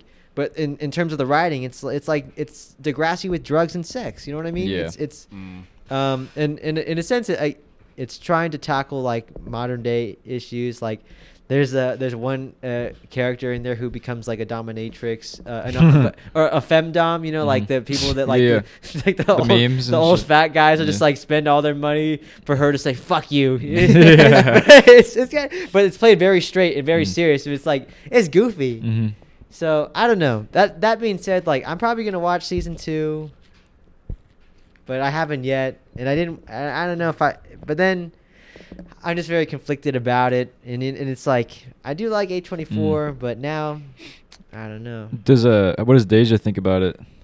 Well, she had told me she had seen the first season, and she was impressed from like a technical standpoint. Yeah. But she gets really annoyed that like when like people say like, oh yeah, I like to make stuff or watch stuff. Like when you talk to young like people our generation, like, oh, you watch Euphoria?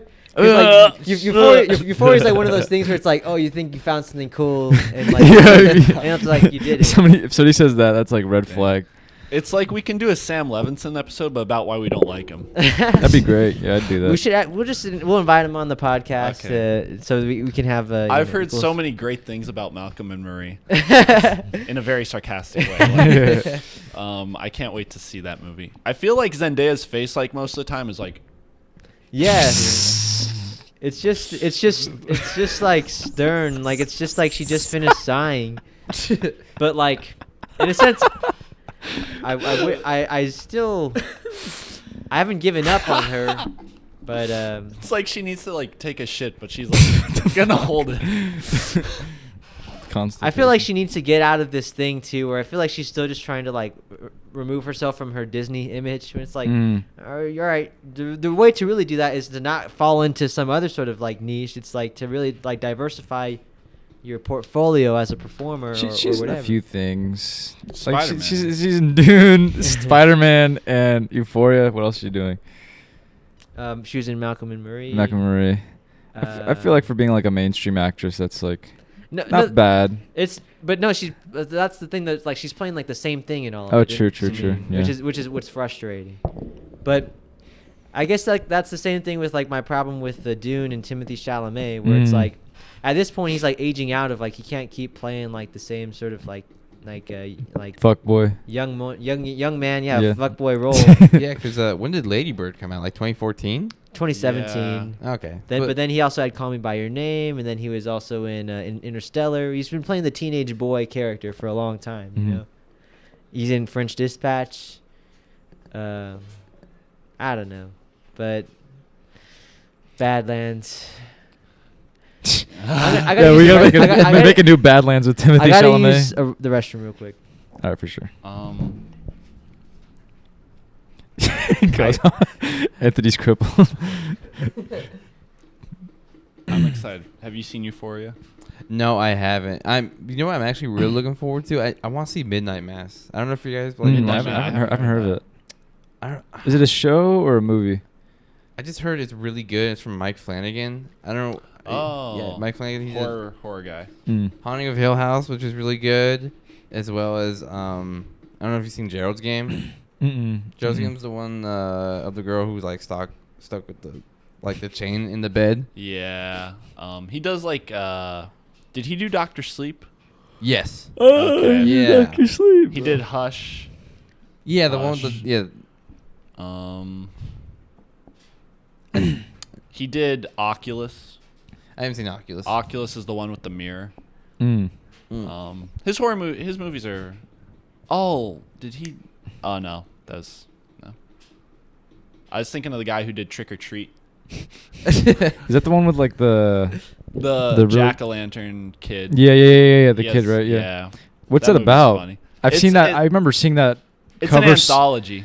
An anthology? There's like three different stories. Oh, okay. Yeah, and it's kind of like R-rated, so Is it good? it's I saw that It's- cover in Blockbuster all the time when I was a kid. yeah, they have like the DVDs all over the place. It's okay. It's a good movie to watch around Halloween. Yeah. It's a good movie to watch with like friends. If Yeah. you say it's like the week of Halloween or something, and you want to like have people over, and it's kind of like one of those movies where you can watch a little bit when it's on, but don't have to pay too much attention. Right. But if you were to sit down and watch it, like I might watch it again in like a few years, or if like I think about something that reminds me of it, it's okay. Okay, It's okay. for sure. The guy who did that directed like Godzilla King of the Monsters. Mike Dougherty. Yeah. Trick or Treat. Yeah. But Badlands. Do you guys have anything else to say about Badlands? I think we covered it. There's not much to say. Yeah, That Fuck this movie. which might be a problem for a podcast. yeah. I mean, it's still like It's an still- an it's still important interesting, movie. yeah. It is an important movie in several aspects, but there's something kind of, I don't know, Do you think it's like not there yet. I Mid. feel like if this were like one of Anthony's rankings, it's like a soon-to-be master kind of, but it's like a limbo in you're between like approaching master. yeah. it's more interesting contextually than like actually watching the movie and Yes. just discussing like the story and actual things Mhm. that make up the movie more so than things surrounding it. I have the Criterion for it, and there's like some special features on there that I want to check out. So I wasn't able to do that yet, but when I do, that'll be interesting. So for sure. I would give it like a 7 out of 10. 7 out of 10. 7 out of 10. Yeah, I'd give it a 6.5 out of 10. Damn. I guess you summed it up with the approaching mastery. That's where I'd put it. In terms of numbers, I'd probably give it like I guess similar, like a 56 out of like 70, 74. Mm-hmm. I have to go with Norbert to 6.5, Mhm. especially when I was lacking like the contextual things to like think about like I don't know how much you guys were like considering of that when you were like in the middle of watching it Mm-hmm. more so than like reflecting on it. You think that made it more interesting? Sorry, what's the question? So like you're thinking about like like the contextual aspect of it, about like his trajectory. Yeah, I guess I wouldn't have watched this movie if Terrence Malick didn't direct it. Like, even if it was like one of the great films, it would have taken longer in terms of my film journey to finally come back around to watch it, I guess. Okay. I think Martin Sheen's good in it. Sissy He's pretty Spacek, good. she's a good actress, but like you said, there's not She's like pretty a whole lot she's of pretty dynamic. flat It's in like it. it's kind of boring just watching her getting bored. Yeah. I remember watching it too while I was like, it was Christmas and I was a little like stoned, and it was good. You know, it's a good movie, but it's like, But you fell asleep. it's not. No, I didn't fall asleep, but it's like, It would have been so funny if you said it's a good movie, but I fell asleep. it's like, I don't know if why did I watch this movie while I was high? You know, it was a good time though. Fuck yeah. Good movie. Good movie. Terrence Malick, you're cool. His new movie is supposed to have like, I don't know the name of the actor, but it's like a religious movie, and this guy's playing like 4 different roles of Satan. Oh, sweet. I hope is it's it- like 4 hours long and like in a different language. Yeah, well, it depends how. That's- Yeah, that sounds really cool. It's basically what John Weary's original film was going to be like. Yeah. Oh yeah, dude. Man, I need to talk to him about that, man. That's like a really interesting short film that he made. Like, genuinely The interesting. vampire one. Yeah, it was actually really interesting. You It was should, like- you should read the script. The narration is genuinely like impressive. I was like, this is good. It feels like the whole short just feels like a fucking like punchline, just like good. It's very good. I need to talk to him. About Anthony acted in that. Yeah, that. I'm Yeah, you in that- did. I'm in Yeah, that one. was sick. I was like, damn, Anthony is acting in something. I'm in that one. You did a good job. You really look like you were laughing at him. I was. It was good. Let's see. Okay, so do you guys want to move on to landscape suicide? Yeah. All right, Anthony. Well, don't really have too much to say in terms of an introduction beyond. I was actually watching this on the Criterion channel. Richard Linklater. Every filmmaker they have when they interview him, they also have like their Criterion picks. Mhm. Where like it doesn't even have to be in the collection, but like, hey, these are going to be on the channel. Mhm. These are movies that I like. It's like a bit of like a curated little film festival Mhm. in regards to the taste of whoever's on. And Richard Linklater talked about a whole bunch of movies that I was thinking of. He had this one about Jean-Luc Godard's like kind of like Second Wind, and they call it his first feature. He made in the 80s. It was like post the French New Wave, and he had just like made like a straight up film. It wasn't experimental or really political, but it was still in his own style. Mhm. He also talked about Francois Truffaut and how everyone knows, and all these other filmmakers or Mhm. films. But then he talked about this one, Landscape Suicide, the documentary. Mhm. I've actually been watching a lot of documentaries recently too. Cool. It's been pretty fun.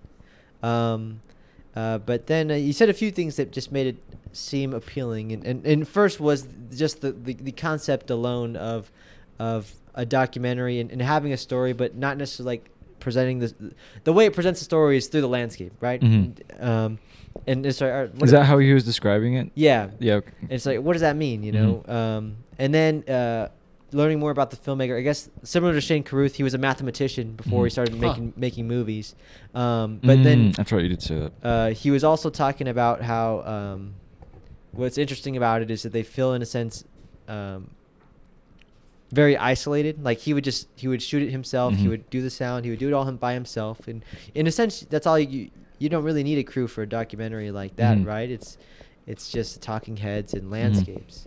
And so it's in that way. What's interesting about when I think about that, and then I was thinking more about Upstream Color, or just like Shane Carruth, and in a sense, I guess academics, in terms of like the noun, like an academic, Mhm. right?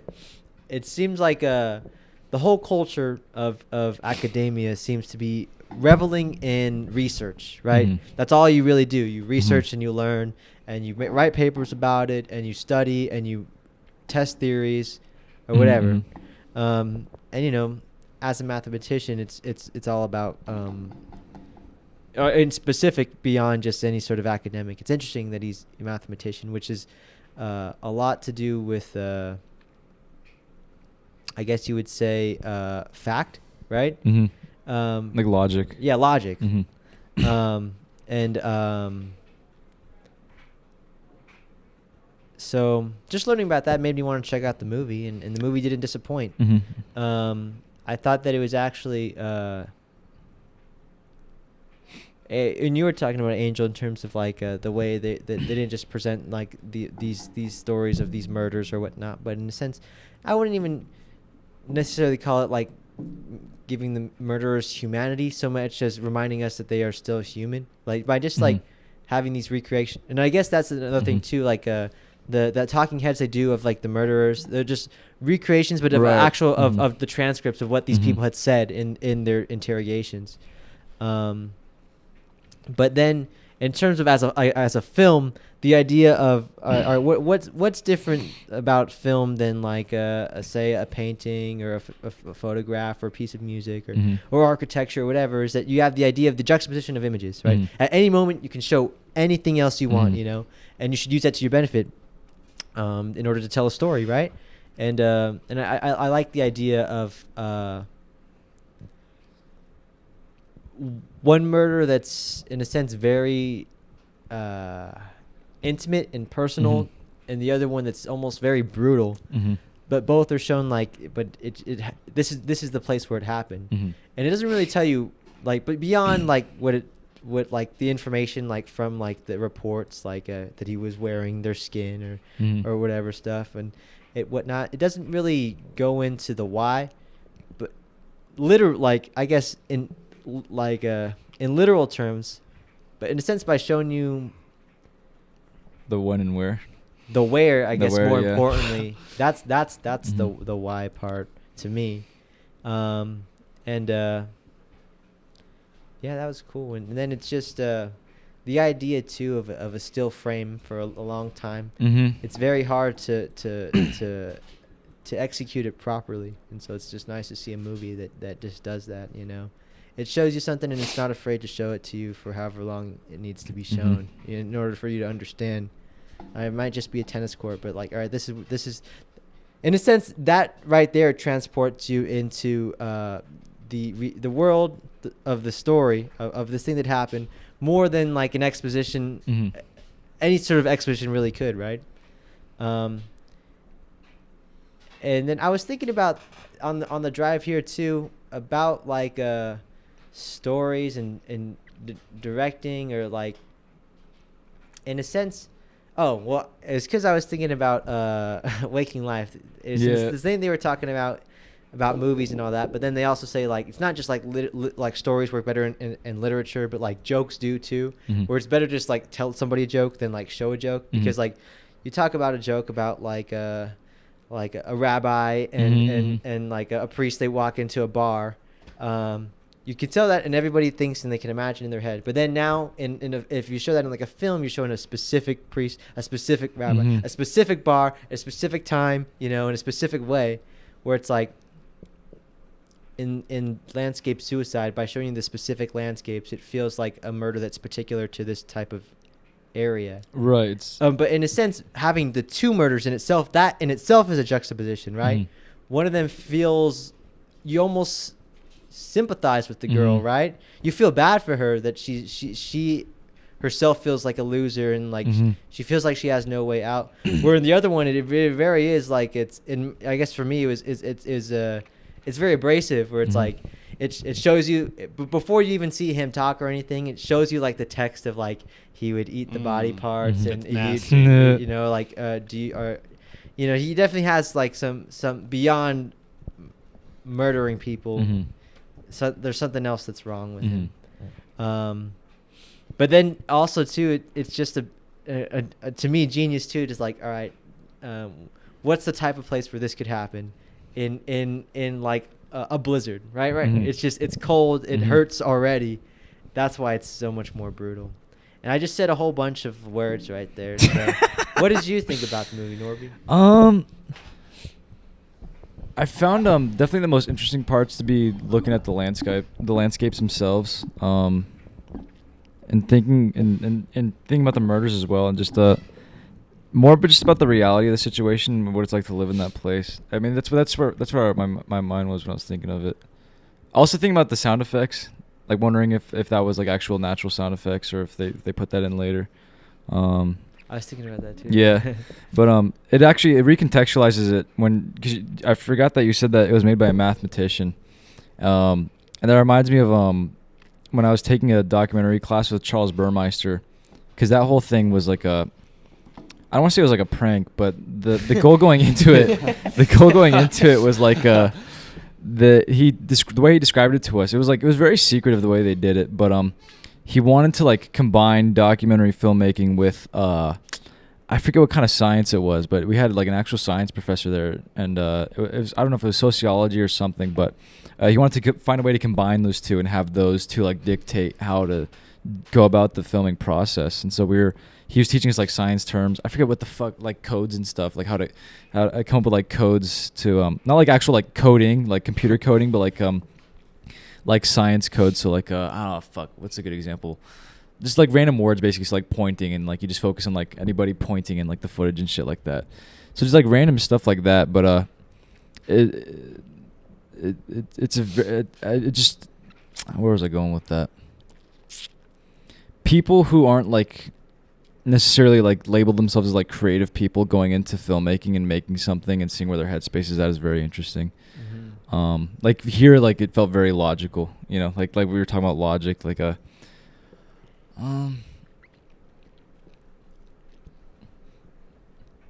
think what else do I want to say with it? I forget where I was going, but somebody else take over. What'd you think, Elijah? It kind of turned into like a thank you movie. This movie's fucking awesome. Yeah, I didn't know what to expect. I didn't look up anything about it beforehand, and just like the first shot kind of gives you a vibe of like, okay, this is different. It's 2 minutes of tennis. I remember like not even a game. He's a serve. Just kind of like almost not even thinking too much like what that should mean or anything like that, but I was wondering if he was playing the same like shot over and over again. But then each time I tried to see like if I could notice something that was like a little bit different about it. And then sometimes there's like really obvious stuff, like instead of like bouncing the ball straight to his hand, he'll bounce it off the racket. But then it was kind of cool too because like he had this bag of balls, and you could, you could kind of see at the top of it like all the tennis balls, and by the end you could see that it's sunken in a little bit. And in a way, now that I think about it, I feel like it could be a metaphor for like what ends up happening in the movie with like, I don't know. These people are just like talking about these kind of like terrible crimes they've committed, and then you just see the space that it was essentially committed in. The beginning of the movie, I don't know, tennis isn't necessarily like the reason, but it's like it shows you this guy focusing on hitting these tennis balls, which is like the action, and then it shows you the scene of the shot of the tennis court with all the balls there, which is like the consequence of the action. That's a great way to put it. And then the movie is it's weird because like there's definitely parts where I don't feel I have like a whole lot of like emotion towards it, but there's also parts where I think the movie's like very creepy. Yeah. It's almost like a documentary horror movie where it's like not trying to be scary at all though.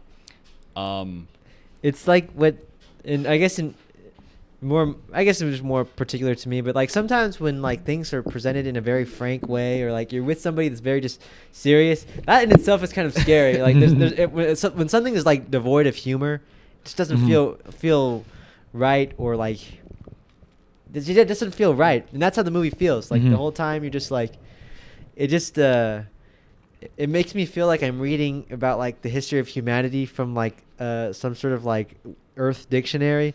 But like I really don't want to like meet humanity. Like the people are very like, it's creepy in like you said, a different way. They feel very dead.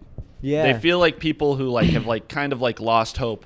They've like built a wall towards everyone else. You can kind of see how maybe it's just like a reflection of like what the mindset it must have to be like to kill people is kind of like And then just seeing like the places that these like incidents have taken place, it's kind of just like a cool meditation on like film or like just reactions to things, because maybe if you were just looking at these images by themselves, it wouldn't mean a whole lot to you, or you wouldn't, it'd be kind of like soothing or nice, because it's like really beautiful imagery, you know, California and Wisconsin. But then just knowing, especially like in Wisconsin with the whole Ed Gein stuff, that someone living there under those conditions was in one way or another driven to commit those acts. That's weird. It's That's weird creepy. when it shows the places, and in a sense, in my head, I think like I could live there. Like I could see myself living there or experiencing that. It's like they could also live there. I don't know.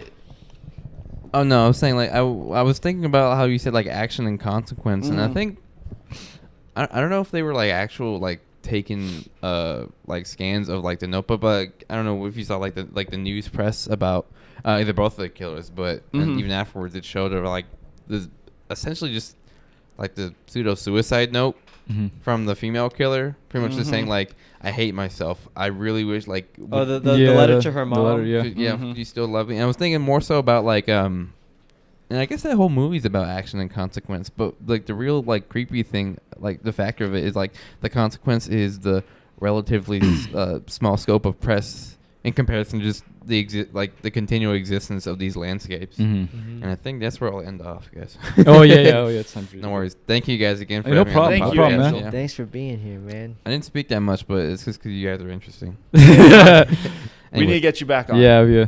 Thanks, man. Have a good night. You too.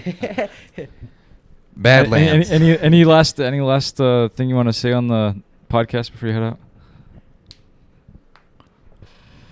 No. Alright, tight.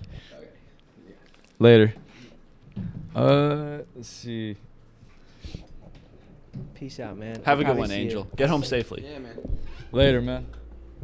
I'm gonna miss that exit again. It's fucking awkward. Drive safe. Take it easy, bro. Have a good night. See you later. All right. I think as I'm thinking of the movie and like what I really like about it is how they present context. Like it's like, you know, when you see context in a movie, it's like obviously it's like showing you everything, and the way they show you context here is like I mean, I don't want to say it's experimental, but it's like it's very interesting. It's like because they're showing you context, just like the place that bred what happened, you know, like the person had a mental map of the images you're seeing, you know, like they even show like the maps and stuff. They had walked these streets. They'd walked the streets, right? It's like you're seeing what they saw, you know, and so I think I just think that's very interesting. It's interesting too because like with sort of like like stories like this without context, it's very easy to jump to very large conclusions or make up your own assumptions about why this might have happened or about the killer and all that. But through this sort of presentation of this place, it does give you like the correct context you need, because you think about like any way that information is presented, it's through context, right? You need context in order to understand things, and to make connections and to build upon those connections through context, right? But then it's like, it's interesting too because in both situations, there seems to be a lot more context to beyond the fact that they committed the murder, like to these specific people in particular, right? It's like one of them is looking for acceptance in a friend, and the other one feels like or didn't she break up the lady who died from Ed Gein? She broke up some sort of marriage, right? Right. Yeah. I remember. Okay. I was hearing something about that. Yeah. And it's like who was it with? It was somebody he was related to though. Like it was a bigger thing of why he Okay. like he was already like a weirdo, but this one that's why I thought like to focus on this murder in particular, it's funny that this is the murder that you got caught for. You know what I mean? Right. It's probably the one murder you actually wanted to commit. Right. You've been waiting to commit, and it's the one that really like. That's another thing crazy. Like they found like a heart on his skillet. Yeah. That was fucking. Everything in that police document was just like, if you like really thought about that like awful mental image, you know, I didn't know it was like gonna be an Ed Gein movie. I wouldn't say it's an Ed Gein movie, but when that part gets mentioned, I was like, what the fuck? And I kind of liked it too because it's like. The movie's like really random. Yeah. And I mean, in a way, I guess if you're thinking about like the piece as a whole, it does feel it is two distinct, different stories being told. Oh yeah. And in a way, it's like at that point you could have just chosen like any famous like murder story. So why'd he choose these two? Kind of. They feel like two very just like opposite types of murderers.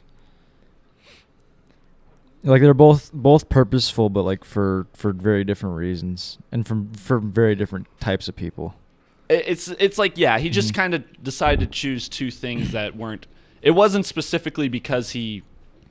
I don't want to say it wasn't specifically because he didn't have a special interest in these, but it's like he wanted two like parallel. Yeah, they feel like they're on opposite opposite sides of the spectrum in terms of murderers. But going back to I guess like the Ed Gein part of it, with it being just like that makes you think about a lot of film stuff too because he inspired like a lot of like fiction, a lot of movies. Psycho, there's like elements of Psycho, Texas Chainsaw Massacre, probably Texas Chainsaw Massacre most notably, and then even like Silence of the Lambs, and that's almost those movies are like kind of like romanticizing like this terror that's like associated with like the things that he did, and it's like a lot of the characters in the movies that were like inspired by him weren't even necessarily I don't know quite like him. They're like very exaggerated versions of him, and then you just see him, and I like how the movie like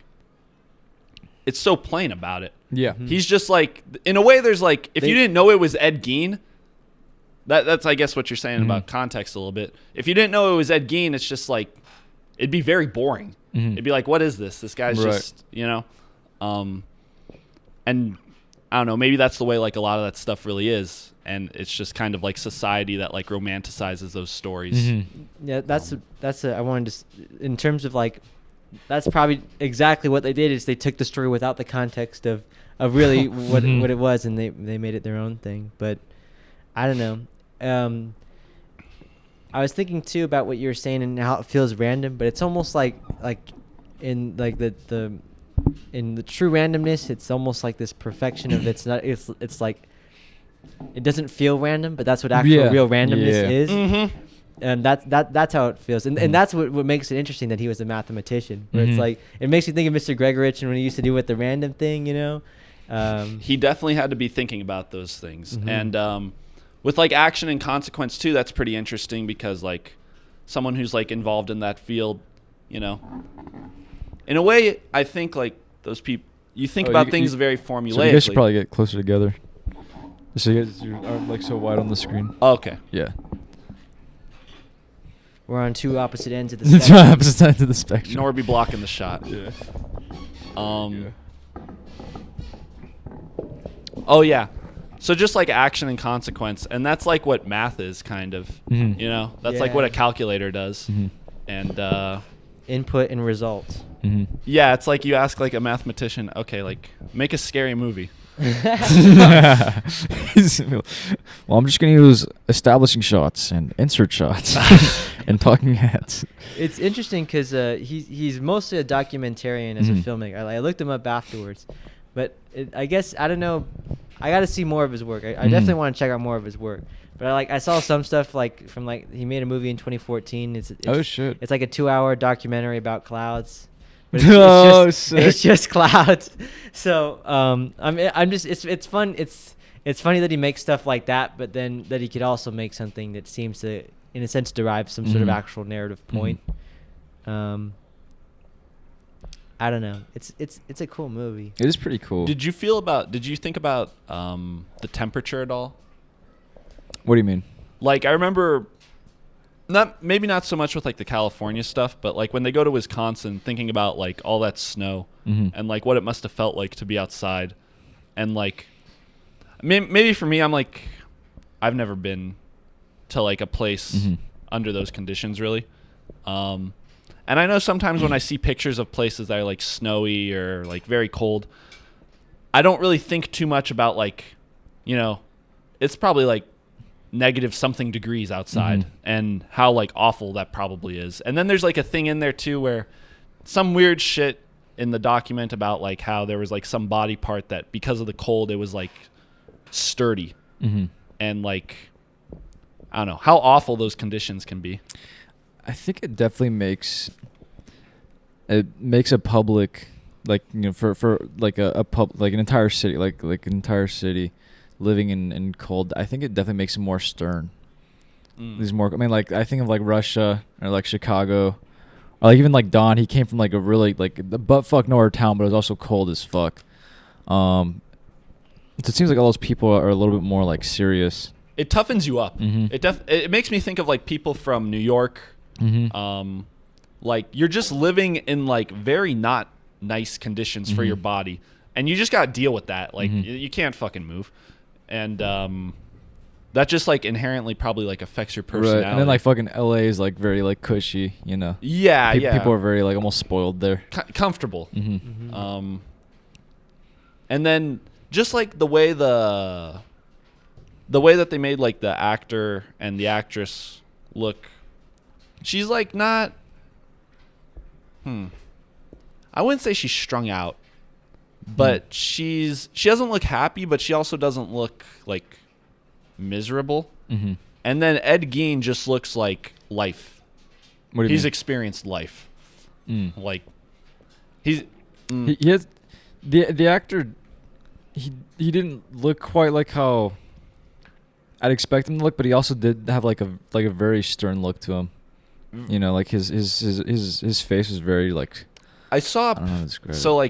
like, Joe Rogan posted this picture on Instagram like within like a week or two, but it was actually like pretty cool to think about. It was a picture of this dude before he went into World War II. I saw like, that one. I saw that you liked that too. And then it showed a picture of him 5 years later after having been in like a POW camp, and he was like maybe 20 in the first picture, so he's only like in his mid-20s in the second picture, and he looks like he's like 50. He looks like he's middle-aged. Yeah. And that's kind of the way I felt about the way Ed Gein looked in the movie.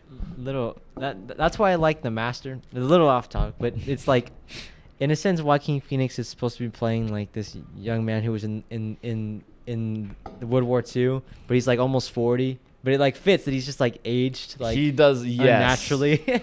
Yes. It's just like, and then it just makes you think about like the stuff those people have had to experience, and in a way how that affects the way you look. And just knowing like that time period, it was just like hard to be alive. Mm-hmm. And people look tough. Yeah. Kind of. What do they know what like mental illnesses Ed Gein had? A lot. So imagine having all those mental illnesses and like living in the cold, like being crazy and like being used to the cold. I can't imagine how. And then like that's kind of where like I guess the Texas Chainsaw Massacre element with like they killed animals and stuff for food. There's that whole And- sequence in the documentary where they kill the deer. What'd you think about that? I like that part. It feels it's just I guess interesting in how frank it is to take a life. Like it just shows how easy it is, and how not just how easy it is, but how in a sense how trivialized it is now. Like the person who killed that deer, that's probably not his first, nor will it be his last, right? Or then it makes me think also too about the idea of like I guess like the sanctity of life too. If this documentary about murder, is just because you don't kill somebody, does that mean you still value life? You know, Mhm. it's like it's like, and it made me think about that. But I don't Mhm. know. But I don't know. What did you think about it? You liked it? I actually liked I like thinking about context in different ways. So like providing the audience context like that is very interesting because it forcing for anybody who's like actually like who gives a shit about watching it, you know, and is like forcing themselves to think about it, is forcing themselves to think about context through like, I mean, like just like the audio they chose to play, you know, in certain sections is interesting. The shots they chose to choose. Like I like the idea of just telling stories through like just like establishing shots or insert shots. And this movie and this documentary was kind of like going for not quite exactly how I'd imagine it, but like, you know, similar to that. And so I think it's interesting to experience something like that, you know. Yeah, I enjoyed it a lot actually. It was probably my favorite out of all the ones we saw. It was just like it makes you think about movies differently because it's so different. Yes, no, it does. Like it's creative in how like a creative person not making like creative stuff. I wouldn't necessarily say he's like an uncreative person. No. Because this is just like, maybe there's people who would say this is uncreative, but I've never seen anything like this. Mm-hmm. Just the way it's structured is very bizarre. It's a very weird tone. Like you were saying about, It feels cold, you know. It feels like a very cold tone. Yeah. That was a great recommendation, Anthony. That was like, I'm glad you guys liked it. and it's a good movie too to watch when like you're trying to make films and think about new ways to tell stories and like convey emotion. It's kind of, it's like you don't want to necessarily do it the way they did it, but you want to do it in a way that makes you feel the way their way made you feel. Kind of. It's definitely one I'm gonna go back to and watch again. Yeah, just like it's important. just to understand it better, you know. And then it makes me just think like I'd never heard about this guy before. No, and it just makes you think like how many movies are out there that are like wonderful that like we may never even see. Yeah, you know. And that's pretty crazy, and it makes me like, you know, grateful that you have seen the movies that you've been able to. But it also makes you want to seek out more, right? Yeah. Or just like stuff that people haven't even. I wouldn't even necessarily say experimental, but like stuff that isn't in the mainstream, or stuff that's like not even in like the unknown, like something that's just like hard to find, bottom of the, you know, like underneath the barrel type shit. This would be a good movie to have in like a film class. Oh yeah. This feels like something Charles Burmeister made us watch. So ratings. Unless you guys have. Do you have any more? Nah, I'm definitely gonna watch some more of his stuff, and you guys should all watch it. You know, like it really is. It's like it's a film school movie, but it's a movie they wouldn't show in a film school. It also feels like so. No. You guys should. Everybody should seek it out. It's worth it. I'd probably give this like a 238 out of like 270. That's pretty good. Elijah? I think I'd give it like a 9 out of 10. I'd probably give it like an 8.8 out of 10. Yeah. If like a kid brought that to you, you would be like, "What?" Yeah, I'd be very interested. I'd be proud. Yeah. I'd be asking so many questions. not in like a bad way. I'd just be like, I want to understand like the process. What you were thinking about. Like I want to understand like what guidelines were you following? Like what kind of like They might not have understood the assignment, but what they did do was way more interesting than the assignment could have ever been. It's like they created their own assignment, you know. It's like what were the questions, like what was guiding you here? It'd be funny if he was just like, I don't know. I just like a Harmony Korine answer. Yeah. He's just like, I turned the camera on. Yeah, he's like, you know, I just went, you know, I just let it go. How do you feel about like during the interviews where they cut to black sometimes? That was interesting. It's interesting. It feels like real time, like they ran out of film, you know, but it keep like in a sense too. It makes it like the movie also feels like self-reflexive against like film as a medium in general by cutting to black mid conversation or whatever like that. It's like it It makes it feel unfinished almost. yeah. Mhm. In a sense, it inherently, like, you know what they say, there's life before and after Mhm. the frame. It literally does that, right? Mhm. But I don't know. I like how sometimes you can see the scratches of the film. Mhm. That was cool. Film. I watched that this morning, and cool way to start the day. That sounds Cool way to. for viewers. Oh, nice. All right, so Waking Life. What time is it? It is. What time do you have to go home? It's 11:25. I don't have to go home till 12:30. Okay, I So think we we'll said- I be just done wanted by to we'll put be that done out by there. then, I think. So Waking Life. I watched this for the first time when I was like, I think I was 19. Yeah, I think when I was 19, and I was really stoned. So I'm kind of glad I was stoned. So I forgot like pretty good portions of it. I remember when we were watching. I was watching with a bunch of friends, and I remember watching it, and we were pausing the movie like every 5 minutes to like talk for like an hour about what was being said, and then go back to watching it for like another 5 minutes. I remember really liking watching it the first time, but obviously like I forgot a lot of it. So watching it here felt pretty familiar but fresh. That's even like the first time I watched it, like some of the stuff they're talking about when it comes to, it's a lot of life talk, you know. Mm-hmm. A lot of the concepts there are like very familiar. You know, it's like stuff that's introduced to you as like children, but like under like the disguise of like religion or morality, but and even like more advanced concepts, like, you know, which it's very complicated to talk about. But very I don't know. I just really like this movie. It was a trip. Yeah. That movie. First time I saw this movie, I was on acid. Oh That's my badass. god. What was that like? It was just it's just very stimulating. Mhm. Like, I was on the come down, so it wasn't like I was like, if anything, you know, it brings you back up because you're seeing stuff that's just very like, you know, unique in terms of its visual presentation. And so, yeah, the way I could only describe it is just stimulating. Your mind's Mhm. already firing like at 1,000 miles an hour. So to just get all this information that's literally like, just like, you feel like you're caked with information by you finishing Yeah. the movie. It just, in a sense, I was able to keep up with it. I didn't have to pause it. To Yeah. think. The first time I saw it, it's like, that's already how I was thinking throughout the day. Mhm. That's why acid is so great. Yeah. Oh.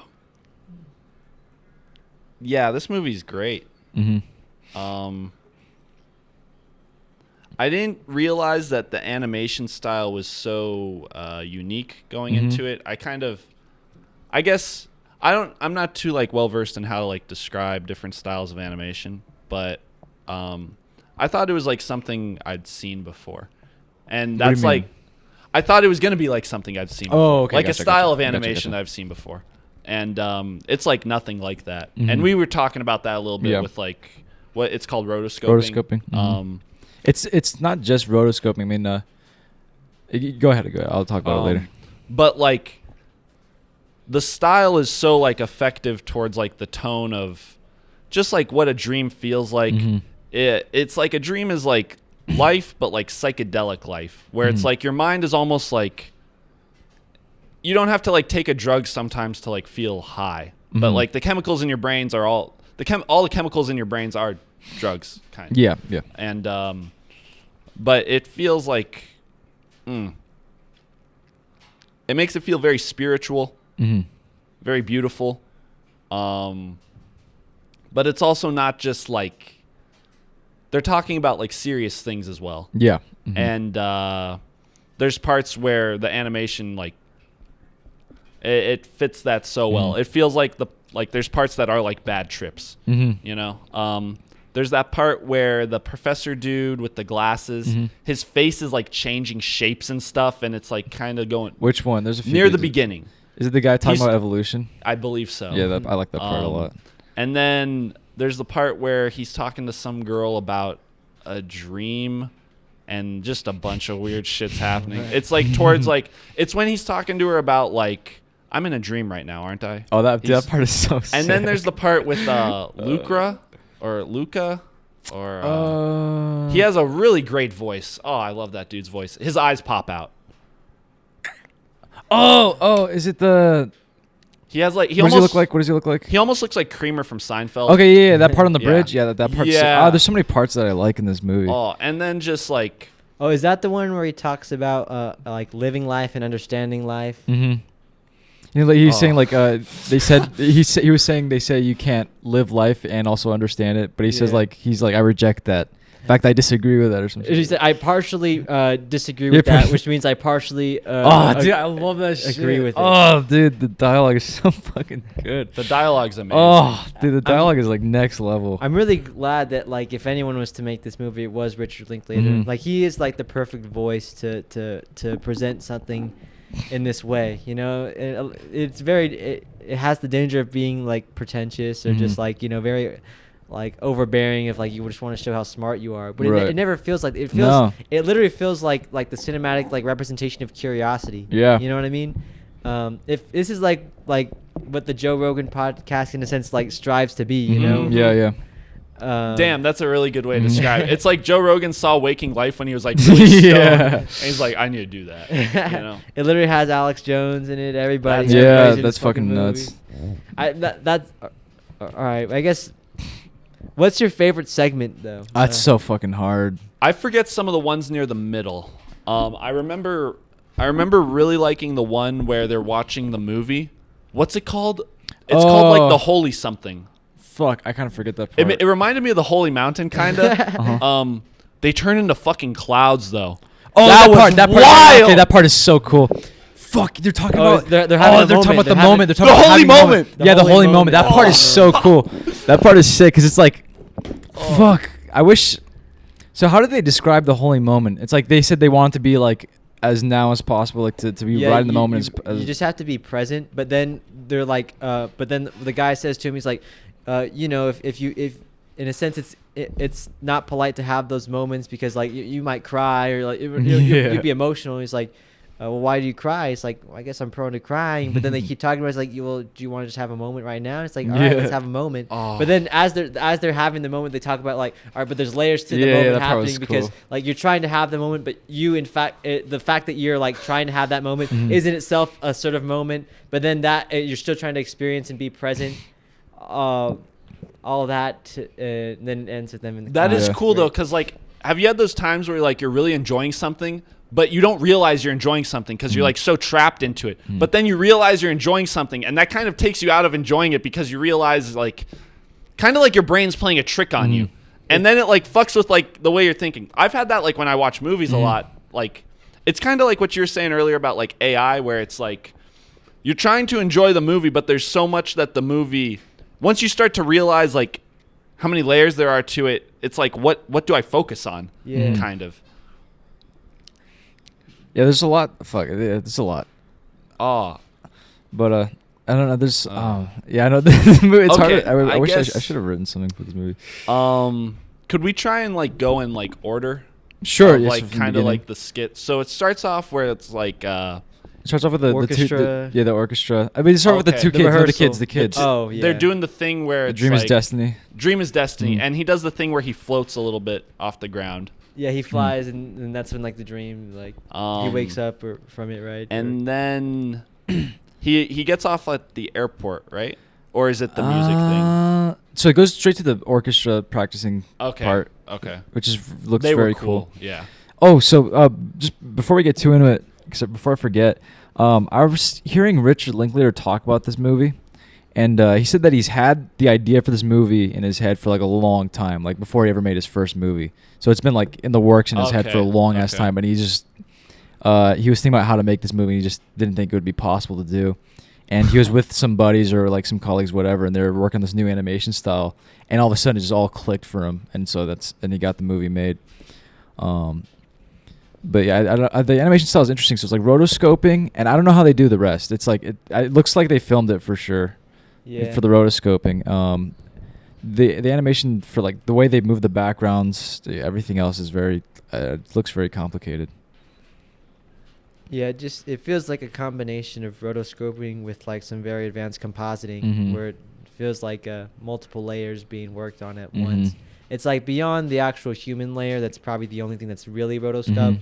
Everything else feels very much like a it doesn't have to be there. Yeah, you know? it could be anything that was behind that. Yeah, there's a few shots where it does seem like real, like real locations. You know, like there's a few shots that feel like ultra realistic almost. And then there's a few that are very animated, obviously. So, then there's the orchestra thing, and then he's at like the airport. Yeah, he gets picked up by the boat dude. The boat. Yeah, dude. Richard Linklater's in the back seat. I like that part too because like the boat dude's basically telling him the rules of the dream world, right? You just got to ride the wave, figure it out, you know, and ask questions. But then the main character, who's the kid from Dazed and Confused. Yeah. Confused, he's like, I don't really know where to go. And then that's when it cuts to Richard Linklater. All right, make a left here, then a right up there, and that's like the perfect way to have you in the movie too. A movie that is also just like very just like self-reflexive about like life and all that stuff. You got to be in the movie, you know. It's very meta. It's almost like Holy Mountain. Oh, It's like the writer's literally in there. He's like dictating where he's gonna go.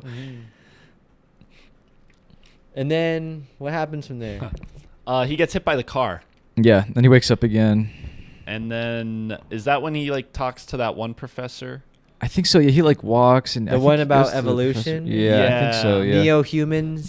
That part was very fucking cool. That part is cool because he basically starts saying like he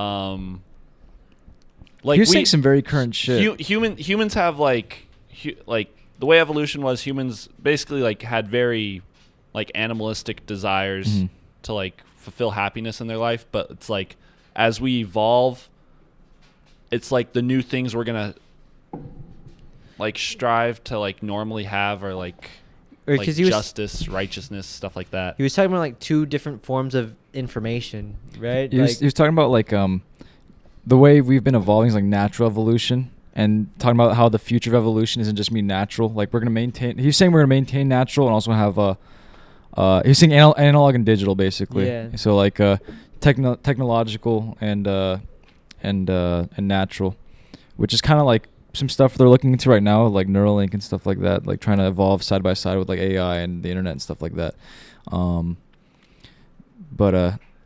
Fuck, what else did he say? He also said that he believed that it was gonna naturally like everything was gonna balance itself out.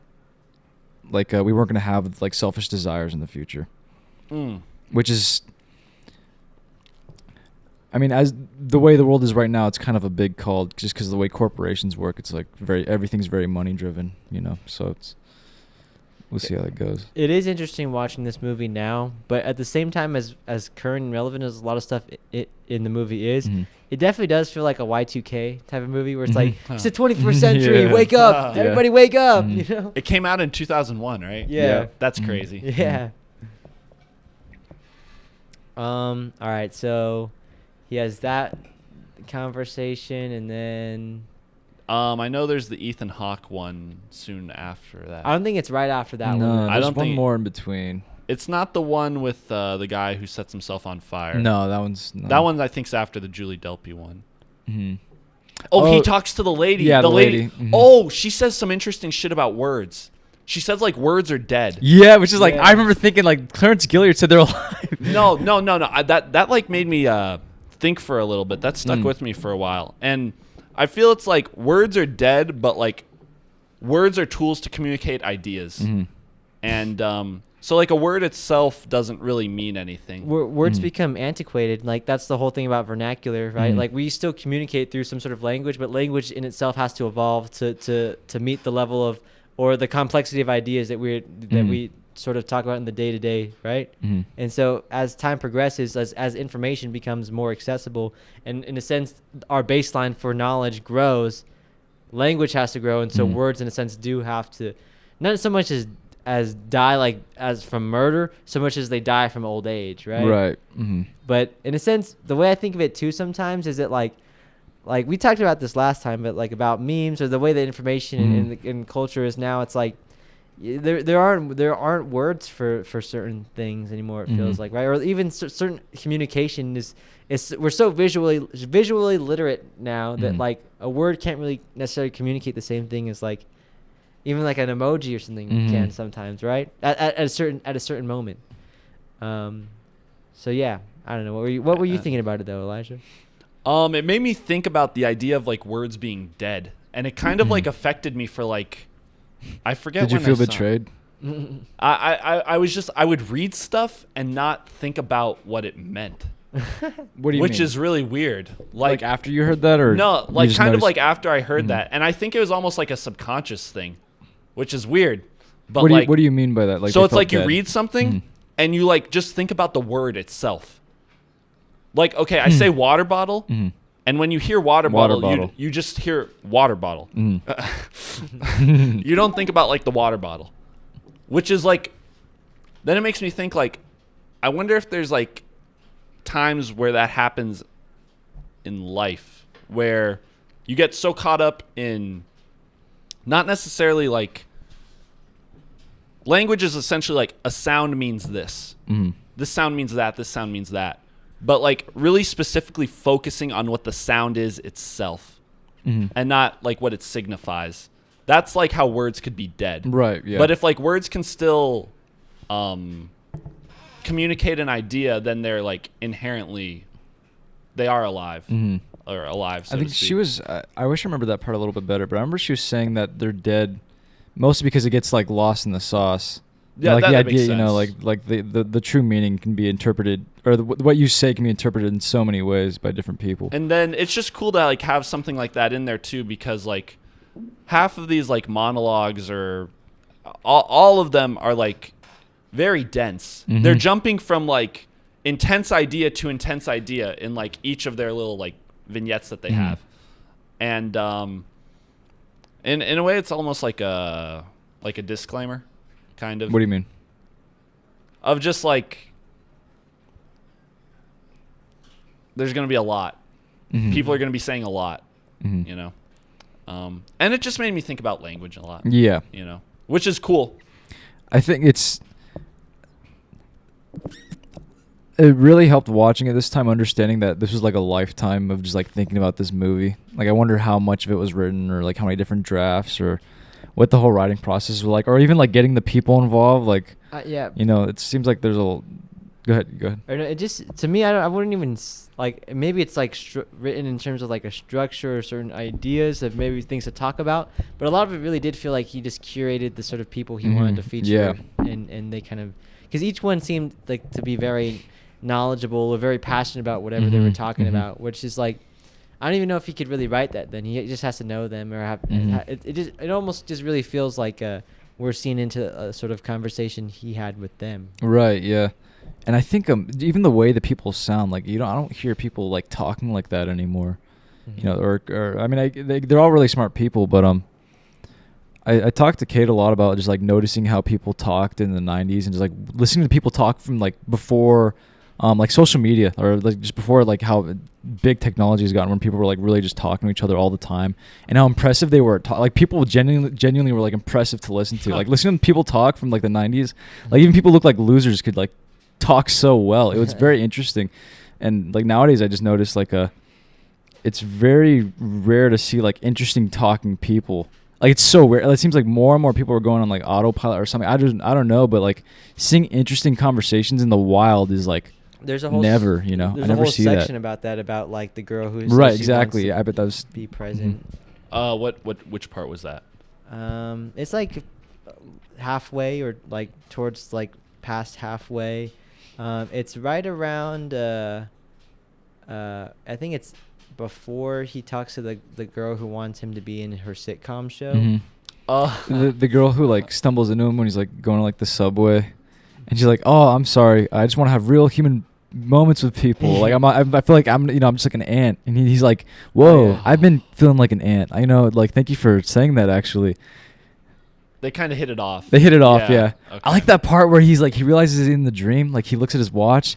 It feels The so time is all confrontational. fucked up. It feels so confrontational. He's like, so yeah, it's kind of weird, but like, how does it feel to be in my dream? Or like, how the fuck he said it, but it was like, It's funny too that he says like, I haven't worn a watch since the 3rd grade, and I think this is that exact watch right here. It feels like a little bit passive aggressive. It's kind of cool. Especially I've done a bit of research on lucid dreams, and there's a big thing in like the community where people talk about like lucid dreaming for the first time, and they talk about like talking to a dream character, like, yo, you're in a dream, and about like 50% of the time they react like really aggressively. It's pretty interesting. Have you any of you guys experienced lucid dreaming? I got close once. I always feel like right around the time I'm registering I'm dreaming is right when I'm about to wake up. Okay. Like it's like right as I realize that like things are strange, or like I actually think about my this in the context of my real life, like where's Deja right now, or like since I think about that, I'm like, then that's when I realize I'm in a dream, and then I wake up. Yeah. Lucid dreaming, I think lucid dreaming is like the most interesting thing on the planet. Just talking to dream characters is what's so interesting, because it's like you talk to a dream character, and people who are lucid dreaming, they'll talk about this.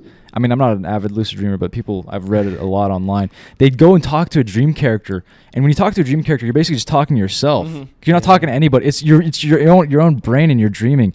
And you go talk to a dream character, and you ask it a question, and it will come up with an answer that you're not thinking of. You're just, like, your brain is giving you answers you're not thinking of. Like, that's fucking crazy. That's so nuts. And people like, all right, I've read, I've tried to look for like really cool stories, and there are a few cool stories, but like I feel like people don't take full advantage of it. Like people will ask you could ask it like anything, and it'll show you stuff. Like your subconscious will show you stuff you're not thinking of. So it's like almost like it's coming from a different place. You know, it's like the whole thing with like meditating, where like you see like thoughts coming into your brain. It's like it's not like you coming up with the thoughts. It's like it's coming from a different place. It just like the thought just appears. When I was watching the movie this time, it made me think about that in terms of like, it's weird how like in a sense like Freud and his like studies like are have basically been like disvalued, right? Right. You don't really take them seriously, but in a sense, all right, maybe his practices were weird, but you still there needs to be some sort of reintroduction of like the subconscious, or something like that, because like I feel like this is like particularly acute in like comedy and stuff like that, where it's like you can't really police laughter. Like people are gonna laugh at whatever the fuck they're gonna laugh at. Right. You can't really like judge like or create a sort of palette for comedy based on the context of what is like deemed right and wrong by society. Yeah. Because that changes throughout time too, right? But like, all right, but there's also things that just make people laugh. You know what I mean? And so it's like, we can't keep taking everything so literally in a sense. Right. When we have to at least. I mean, Have a just the way the subconscious reacts to stuff, or like there's stuff that we do that like we have no choice, or just the way our body works. I mean, there's so much about being alive that we have no choice in how it functions, you know. But yeah, the whole lucid dreaming. That's why I wanted to watch this movie, because I was like obsessed with lucid dreaming, but I just couldn't do it. The closest I got to it. Did I tell you this, Elijah? You might. I don't know. I was the closest I got to it. I was in a grocery store with my grandma on my mom's side, so we call her Grammys. And we were in the fruit section, and I don't know, I forget, it was a long time ago, but I forget what it was, but I realized I was dreaming. And as I realized it in my head, so I realized in my head, and I didn't say anything yet, but as I realized it started like shaking, almost like shaky cam. You know, but like you could feel it, like it feels like your head, like your whole body's like the shaky cam. Okay. It was very subtle, and it's not like this for everybody. This is how it was for me. That's how it kind of is in the movie, though. It is a little bit, yeah. But so I noticed it. I felt it, but I didn't think of like the shaky cam. I realized I was in a dream, and I got excited because I realized I was dreaming, and like I could lucid dream. And I turned to my grandma, my Grammys. I'm like, Grammys, I'm dreaming, and she got pissed. She got like so pissed, like the expression, like. It's like the Matrix. It's like the expression on her face. Like, you ever see, like, imagine like a really angry grandma, but like scrunch it like a little bit more, like a little bit more wrinkly, like really scrunched, you know? And she was, I forget what she was saying. She was saying some shit like either you're not dreaming or like you're crazy, something that was like denying it. Like the subconscious was denying that I was having a fucking dream. And as that was happening, it started getting more and more shaky, like a violent ass earthquake was like happening, or like somebody was like shaking my fucking body, like it was very violent. And I was noticing it felt like I was gonna like vomit, like it felt like my body was physically shaking. And I noticed everything got really shiny, and I was trying to focus on it, and it felt like everything was like melting, you know, like when it melts like wax, it gets shiny. Yeah. And so that's what, and then I woke up and I was like, damn, almost. And then after that, I kind of stopped focusing on it. But I still think it's just as interesting to me as it was back then. What was your process like to like get to like the lucid dream state? Like they say like you're supposed to write your dream right when you wake up. Yeah, in the so they say morning. like dream journaling is critical, and I had one for a bit. I cheated a few times like writing the phone. You're supposed to like write it like handwritten. So there's that. There's like some pills you can take, which I'm not gonna do. There's pills like some dick pill shit. Lucid dreaming dick pills. There's also this thing called like they have like there's a whole like Reddit community. There's a whole bunch of communities, and they have like all their own slang for it. But there's one called like wake back to sleep again or some shit like that, where it's like you set an alarm for like 3 a.m. or like 4 a.m. Like right when you're in the middle of like REM sleep, you wake up, you like read, do something for a little bit, and you go to bed. You're also supposed to be like repeating to yourself like all these different like mantras, or like like I'm gonna lucid dream tonight. You just like shit. Like you have to be constantly thinking about it. It's like it's an exercise. You have to be thinking about it all the time. There's also these things called reality checks, which they talk about in Waking Life, where it's like you hit the light and the light doesn't work. There's also the clock, like checking the time. The time isn't supposed to work. But one time I was in a dream and I looked at the clock and it was fine. Like it looked like a clock. I was like, it looks fine. There's also like things where it's like if you look at your hands. Apparently, I remember this happened to me one time where I looked at my hands, but apparently every time you look at your hands in a dream, they're supposed to look fucking weird. Like really malformed or something. I remember one time I looked at my hands and they looked like crab hands. They didn't click for me or something. So there's that, and there's also like you can put your hand through your other hand apparently too. So those are called reality checks, and they say like you should be doing those like frequently throughout the day. Like seriously, the people for real, it's freaky. People in those communities, they're like they have to do reality. Sometimes they'll be like in like doing something in real life. I'm like, shit, am I dreaming right now? And they'll like do it just to make sure, like, okay, I'm not dreaming. It's like some Inception shit. That's cool though. That's like a character thing. Yeah. Reality check. Yeah. So there's that, and there's also just like there's a bunch of different methods, but it's hard if it doesn't come naturally to you. It's I find it to be pretty hard. So after where were we? We were at the Words Are Dead. Words Are Dead. That was really cool, Norby. Oh, thank you. Words Are Dead. Then what was right after that? The monk. Was it the movie? No, Or was it no. Ethan Hawke? Maybe that. It might have been. There might have been something in between that, but I know like the big ones after that are like Ethan Hawke, and then Alex Jones is soon after. There's that. the guy in the prison. Flame, The prison dude. That guy was funny. The guy who lights himself on fire. Mm-hmm. the bar scene. Mm-hmm. Yeah, the bar scene was funny too. He kills him, right? Yeah, they kill each other. Yeah. He's like talking to like he's like telling a story about How he killed a dude. Or Yeah. why he carries his gun with Mhm. him. That part was cool. What do you think of the Alex? Or I guess moving back a little bit, Mhm. like I remember liking the one where the guy like sets himself on fire. That one's really cool. Yeah. He's got kind of like a nihilistic approach to things, but Mhm. it's like after he goes through, I don't know if it was the Ethan Hawke, Julie Delpy one, but it was like one of the nicer ones. Mhm. And then the guy basically comes in and kind of says like, I don't know, everything sucks. I forget exactly what he says. Which guy? The dude who lights himself on fire. Do you remember what he was talking about? He was just talking about how it's just futile to even try because I guess he was talking about politics and like Mhm. Mhm. it's basically you want the left puppet or the right puppet, Right. you know, and it's more of a symbolic gesture than it really is. Mhm. It's something that they can initiate change, and he said that basically, you know,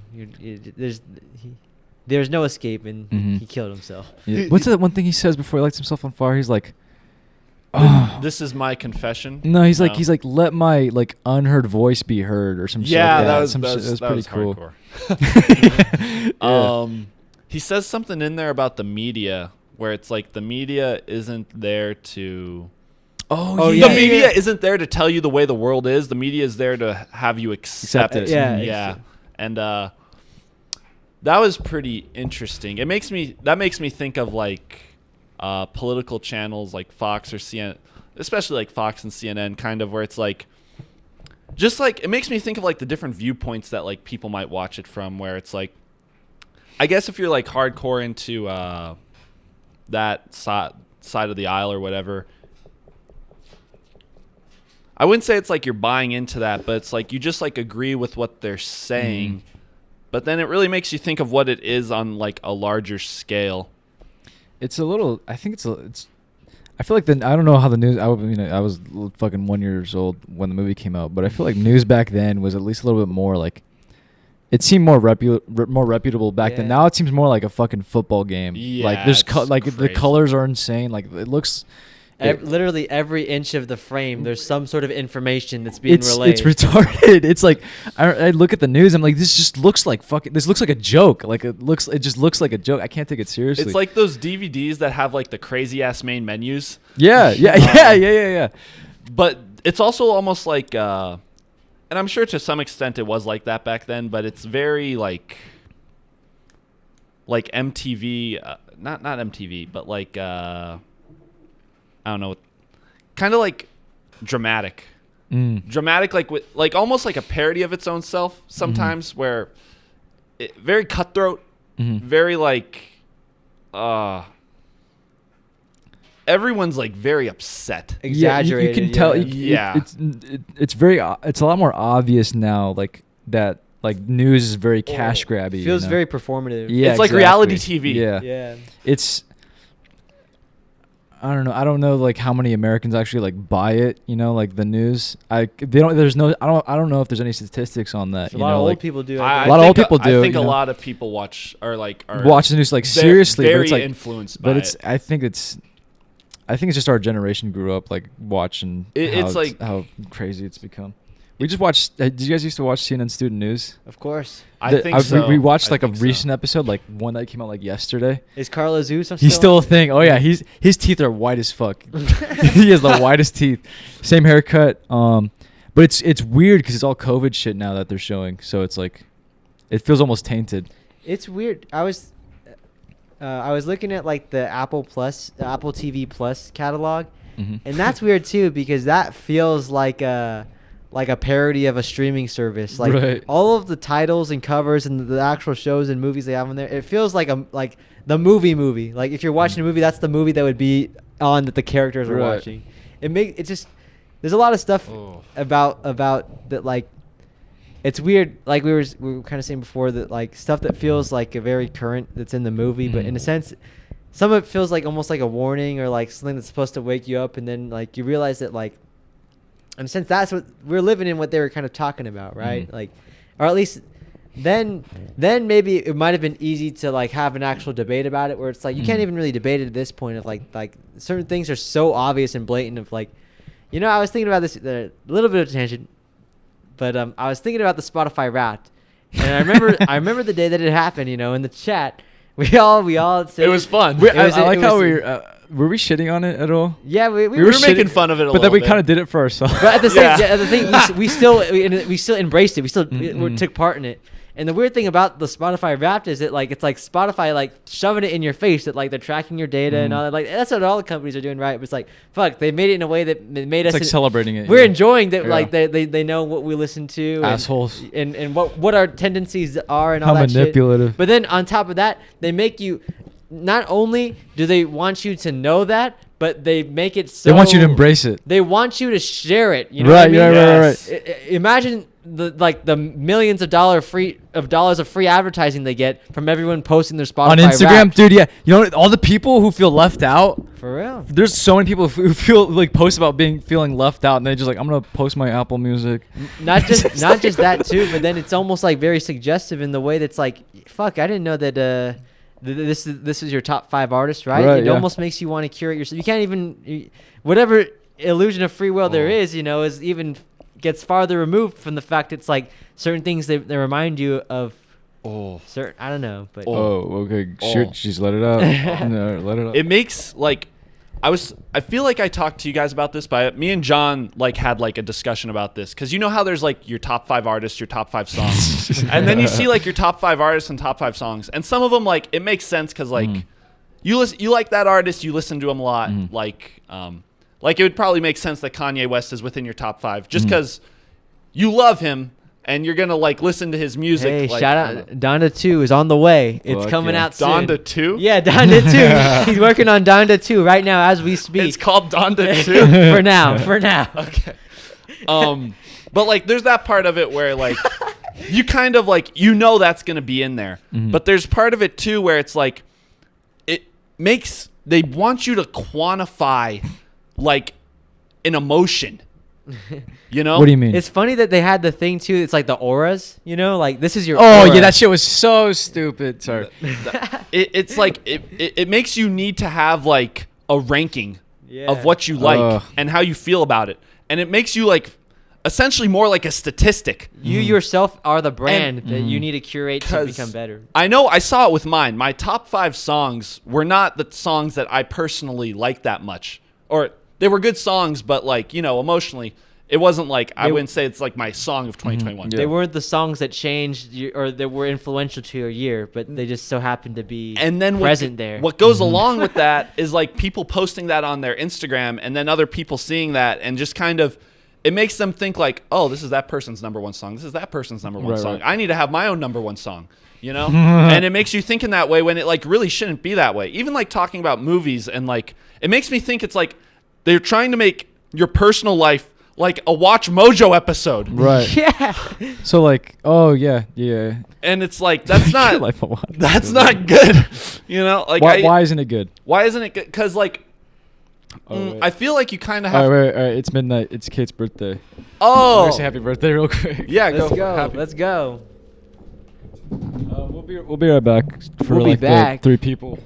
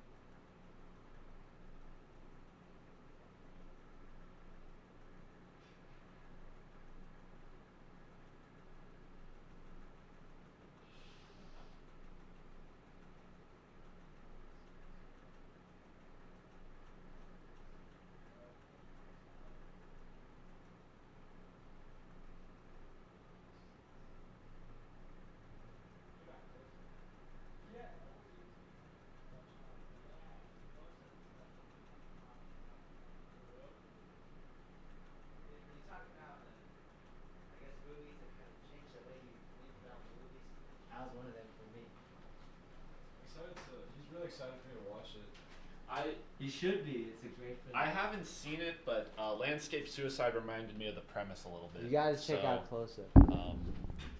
and I feel like it'll make me enjoy Taste of Cherry a little bit more. Kareem texted So- me a few weeks ago. He just watched Close Up for the first time. Oh, for real? Yeah. Yeah, he was saying. I that. saw he got it for like the Criterion sale. Yeah. What I wanted to say though about like quantifying like your music taste or even like your film taste, like it's just, and then seeing, especially with seeing something like Landscape Suicide, there's so much stuff out there that it is really just hard to pick one or 2 or 3 or 4 or 5, and they like want you to because that limits you. That's annoying too. Like I guess like with Euphoria and things like that, it's like or like Squid Game where it's like it's supposed to be so good. That's why everybody watches it. Uh-huh. But it just feels like everybody watches it just because everybody you want to be part of the Bandwagon, conversation. yeah. When in a sense Exactly. you don't need to. Like No. you might as well just watch whatever you wanted to Mhm. watch or don't even. I don't know. Obviously, Something that's going to bring you like personal joy. yeah. Mhm. At like I feel that way about like a lot of Netflix stuff. I haven't had Netflix for like over a year now, Mhm. but it seems like a lot of stuff on there is just like, oh, like let's be in the know, you know? Mhm. That's from a commercial. I Is it think. really? But like the one that I kind of like bought into was Tiger King. Oh yeah. And I Tiger remember King, that. it's like, it just is. It's like kind of interesting. That's what it like boils down to. Mhm. And then there's stuff like, I mean, it's not like it's bad. But then like everybody else is talking about it. Everyone you know? else is talking about it, but then in a way, there's like so much other shit out there that you could be talking about. I Right. could have watched Landscape Suicide. I could have like seeked that out. I could have found something like new, different, innovative, all that type of stuff. Yeah, but Netflix isn't gonna show Landscape No. Suicide. You know? No, that- Netflix, I'm sure. I mean, the marketing power behind it. I mean, They don't want people watching movies like Yeah. that though. Like stuff like The Queen's Gambit, which I yeah, wouldn't that was say big that's for a bit. Yeah. that I didn't watch. I probably saw like 2 episodes of that or Mhm. so, and it's not bad, but it's just like a show that everyone's gonna Talk about. Talk about and then forget. Mhm. You know? Yeah, for real. That's the thing about the shows too, where it's like, I get that people do it, especially for sitcoms, but like, who wants to revisit another 30 hours of a television show? You know what I mean? Like, it's mhm. like, it really is a one and done thing. You know? Yeah, it's a big time commitment. Do people who watch The Queen's Gambit like really think about chess afterwards? No. Fucking dude. And Fucking, my friend OJ, he has a girlfriend, and he was like, oh yeah, she's really big into chess right now because she just watched the what's it called, the Queen's Gambit, and we were like, okay, cool. So Mikey set up chess on like his fucking Nintendo Switch, and it had OJ and Jordan play chess. You guys know how to play chess? Yeah. So you know how everything works. Like Yeah. All the they I didn't know. they didn't know how to play chess. See, that's the thing. I'm like, too. I was like, what the fuck? Mikey and I were watching. We were just like, this is fucking painful to watch. The show is about chess, but you never learn like, aside from like very like, not even like, if you knew chess, you'd probably get it. But the focus isn't on her understanding how to play chess. The focus is just like, oh, she gets chess. Mhm. That's Yeah. what you draw from it. Mhm. It's not like there was a movie about Bobby Fischer called with Tobey Maguire, Pawn Sacrifice. Oh, yeah. And it's like the same idea. Like Mhm. it's a story, and I get that, but it's not like It's not really about the game. no. There's not a lot of nuance to that. No. It's funny that you bring up Pawn Sacrifice. I- It's towards the end of Tobey Maguire's career. Like, he did that, and then Great Gatsby, and then he showed up in Boss Baby. Yeah. Oh, and my then gosh. Spider-Man, the new Spider-Man movie. Yeah. This and then like I feel like a lot of the stuff that I've been thinking about recently spawns from like seeing The Matrix. Like that movie fucked me up kind of. Really? Yeah, and All then right, like tell us about the timeline of that. that with like That's actually really interesting. 'Cause No. I grew up with this movie. okay. Anthony grew up with this movie, so like this is interesting. Okay. The reason I've never been into action movies, and I thought The Matrix was just kind of like an action movie. Like I'd obviously seen like the whole bullet dodge thing, Mhm. and like those parts are great. Like I love that aspect to it, but like around that time too, I started smoking like a lot more weed, Mhm. and just like when like you smoke weed, you get very reflective on stuff, reflective on the way you've lived your life, kind of like curious about a lot of stuff, and then you have a movie that basically comes along and says it's not even like, I guess I don't think too much of the whole like possibility of like, are we in a matrix? But it's like thinking about what's real and what's not real. Mhm. And then that with like smoking a lot of weed, you're like constantly high and then not high. And then kind of like the mood swings that come with that. Mhm. And like when you're smoking like a lot, and for about a month I was doing it, I'd say kind of heavily. What were like some important realizations you had? It's not even like I've like had the realizations Mhm. yet. It's just like I've realized like shit's weird. And Dude, shit is stupid fucking weird Shit right is now. like really weird and kind of like.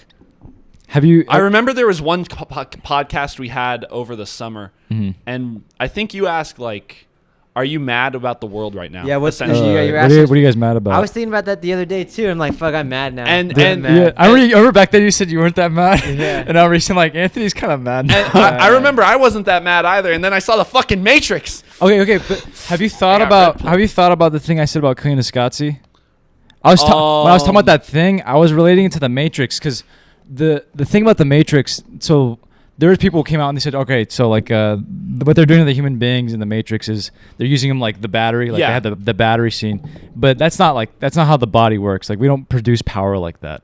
Like we don't produce like electrical Yeah. power. We can't fuel robots. It's interesting too because like essentially the whole conceit of the movie is like, you know, from the works of Baudrillard, the guy who wrote Simulation Simulacra. Mhm. But he himself says that The Matrix would be the type of movie that The Matrix would make. Like he Right. doesn't even really like the movie or think it's Right. really that provocative or interesting, which is interesting to think of though. And like, but He's right. I mean, he's right. He's right. yeah, because really it's kind of what I was saying last episode. But like The Matrix is so good because it's so provocative yet entertaining, but in a sense it makes you think, but it doesn't actually make you act upon those thoughts. No.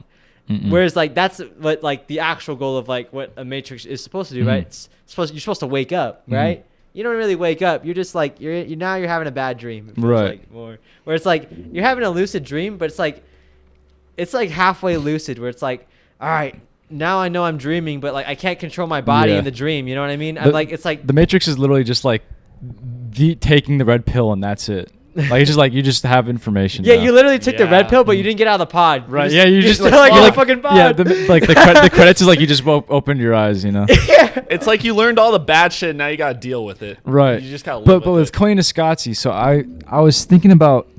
I know you haven't seen Koyaanisqatsi yet, right, Anthony? Mhm. But there's shots in it. It's not really much of a spoiler because they have it on the poster. But there's shots in it where they show a city from like a bird's eye view, like way up above. You know, like almost like looking at a map, but you're actually looking at the fucking city. And then they'll show a shot of like a motherboard, like a computer motherboard, and they look like super similar. Like super like just like real, just like almost identical. Like if you flash the images side by side really fast, you'd be like, those are either all pictures of cities or all pictures of motherboards or both. And I mean, we were all really high, and I remember thinking like it's for whatever reason like I remember thinking like why do they look so similar? Like why does a computer look similar to like a city? And then I remember thinking like the way that streets work in a city is similar to like how the lines work on like a motherboard. So it's clear that human beings. Oh, okay. Let me try to focus this because this took like a lot of fucking mental effort to like put this into words last time. What I realized from the Matrix is that we're not literally like producing electrical power. We're like producing. We work similar to electricity, like in terms of like how the streets work. Like the way wires work is like water, like a river. Like it goes where it goes through like the path of least resistance, right? And if you in Koyaanisqatsi they show like streets and they look like water. It looks like a river. It works similarly to like wires. That's human behavior. Human behavior, yeah. So it's like the way we're combining and like producing all this shit and like making cities and like making shit, like making food, everything. It's like it works similarly to a computer and even looks similarly to like a motherboard. And so it's just I forget the point out where I was going with that, but I feel it's like you're trying to say like humans essentially make a computer. basically, yeah. We're So it's trying like, to build a big it computer. reminds me of like what the professor was saying in Waking Life, where it's like for whatever reason. Oh, I wish there's a way to say this better. You should put that in Slave though. Like you should That'd be you cool, should yeah. show like the city or something, and then like cut to like the motherboard That'd or be something pretty like sick. that. Yeah, that'd be really cool. That'd be cool. Yeah, there's gonna be some. I need to work on the philosophy of that movie a little more. But yeah, there's something about human beings that and we don't even know why we're doing this. Like we didn't choose to make cities look like motherboards or motherboards look like cities. Like it just naturally looks like that, you know. Oh. And we keep making more cities. Like we're literally making the Earth look more and more like a computer, like every year. It's like we're kind of like a beehive. Yeah. And it makes me think of this one thing you sent me a long time ago, the egg. Yeah. you remember that? The egg, yeah. And it's like kind of like the idea. The egg reminds me of Waking Life too. It's They a talk little- about some similar stuff. It's a little bit like a reincarnation thing where it's like you die and you're sad that you died, but really like you've lived every person's life. But it's all because we're the same person. They're saying It's upstream color. they're saying in the egg they were saying that life comes from like the same source, which is like God. And it's like oh my God, there's so much to talk about with that whole It's theory. kind of crazy. It's really it crazy. reminds me of reminds me of Waking that, Life though. reminds me of that too, but it's like the whole concept that oh god, there's so much to talk about with that shit, or to explain it. But it's like life comes from the same source. So it's like imagine life is like a pool of light almost, and that like a soul is like a piece of that pool. You know, like it comes like to your body almost. I'm not explaining it very well. That's sort of like a general idea behind it. It's a really hard to like put into words. But but all life comes from that same source. And that's why like they say like death is an illusion or whatever, you know. In that video, at least they say death is an illusion, because reincarnate. It's a lot. I need to prepare that. I can't just like talk off the top of my head. I'm not like prepared mentally to talk about that. I guess if there's is there a way to sum that up? Kind of. The video. It's kind of like the Matrix, Koyaanisqatsi, and like some of that stuff from the egg. What blows my mind, the more I learn about like stuff like this and like people like watch people talking about life or like reincarnation, all that stuff, is like the more consistencies I find, which is interesting. Like even Alex Jones says some shit that's like consistent with like reincarnation. That's which is weird because it's fucking Alex Jones, right? But Alex Jones says some shit that's like that was my favorite part of the movie. Yeah, Alex. I mean, not even just like in that, like in the Joe Rogan podcast he had with Eddie Bravo. He said I won't get too in it, but he was saying he was talking about like what God is and like what God wants to figure out. He's saying because his representation as God is like some comet holding the earth, looking for his own creator. Yeah, he was saying it's crazy. He was saying that basically everybody was God, right? And that God is similar to us, and that God is trying to figure out how it was created. And that he's running every single system. Like the reason why everything exists is because he's running everything to figure out how he exists. Oh. And he was describing like the way that God looks in existence is like a comet.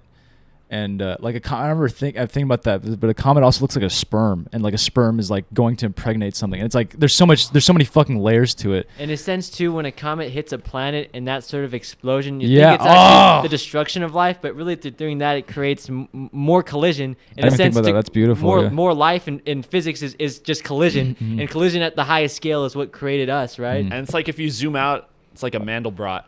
Yeah, that's. And then when you're high, you see shit like that. One time, okay. So Mandelbrot's, the reason why I like Mandelbrot so much is because when there'll be moments where I'm like in the dark and I'll just deadass see like a Mandelbrot in the center of my vision. Like it just like looks like a Mandelbrot, just like right fucking there, like right there. It's so weird. It freaks me out sometimes. I'm just like, is it like you can focus on it, or it's like like I know when I've like tripped before and you really try to like look at something I can look hard, at it, like I can see it right now. Like I can literally see a Mandelbrot in the center of my vision if I look down. You don't even right have there. to like look at it. Takes kind of like not look at it. You know what I mean? It takes a moment, but like after a moment of like, yeah, like I can see it right now. It's like about literally like right now that big. It's really weird. So there's a bit of a history behind how I came to like really focus on stuff like that. Okay. Let's see. It's 12:17. I was gonna say, I feel like there's still like a lot to talk about. Yeah, there is. Well, we're getting into like the true waking life discussion. This is what they want you to talk about. Yeah, exactly. Yeah, I like the stuff they talked about the film. I guess the idea too. The main thing I take away from the film is the idea of just being present, whether it be in your awakened state or in a sleeping state. You know, just you just gotta be present, and that's the thing too about the movie is like for a movie that's so dense in information, it can almost feel overwhelming. It doesn't feel that way. It feels like it's a good hang, which is hard to do. Yeah, it's a very impressive movie.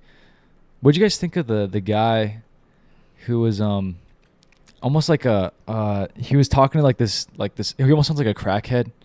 He's like this really like slender guy with like a bowl cut, and he's like entering velocity. Fucking I forget what he says, but he says I read something in the comments where some guy said that Richard Linklater was trying to write from the perspective of like an alien who came to Earth, like as a human. But even it's like here, I halfway through the movie I just put on subtitles so I could actually like see what the fuck people were saying, because like some of it kind of flies over and that really helps. But some of the stuff he's saying in that even is like really reminds me of like the egg in terms of like reincarnation and shit. It's really interesting. It's like it's some seriously interesting stuff. Is it towards the midway? It's a little after midpoint. Okay. How have you been getting into reincarnation? What has that been When did like that for you? start? I think it started with that video of the egg. The egg. Because I was also I was thinking about it, and then like if reincarnation is true, I remember thinking about that idea when I was younger and thinking about reincarnation. It just seems like everybody's like there's still individual souls. The way I mean, like I didn't necessarily believe in it, but it's like how I understood as a kid. Reincarnation was like there's individual souls, and you get reborn as like I don't know, like a butterfly, then like a bee, and then so on and so on. But like you don't get to be everybody, right? Okay. There's like it was very finite, and then in the egg, it kind of made it. They say outright that the way reincarnation works in that short story is that you have to be every single living thing in the universe. That's crazy. And that's what God. I mean, if you think about it, that's like more accurate to like what God actually is. Like God is like everything. Like God is like infinity, and like That's so weird to think about. That's why like when that's why I think it's cool when Kanye West says like everybody's God and shit. Yeah, he talks about that too. He Mhm. says that humans we're God's iPhone, and he Yeah. he says like this is future talk right now, Mhm. but he talks about basically in a sense the idea that cities look like power Mhm. grids and all Mhm. that stuff, and really like we are the ultimate resource. Maybe not Mhm. in the way the Matrix presents it, Mhm. but in a sense like humans are able to produce, if not actual tangible energy, the means to create power sources, you know, that are larger than anything else Right. out there. But I don't know. It's a Yeah, I mean, there's no guarantee as to like what happens after death. No. So that's another crazy thing about waking life. Okay, so the other thing that's about waking life is they're saying they're basically saying it's implied. They don't say it outright, but they're basically implying that the main character's dying. Right? Did you catch that? I don't know if I did. They're basically implying that the main character is dying. There's a Okay. lot of parts where he's saying like he's talking to like people who he thinks are dead.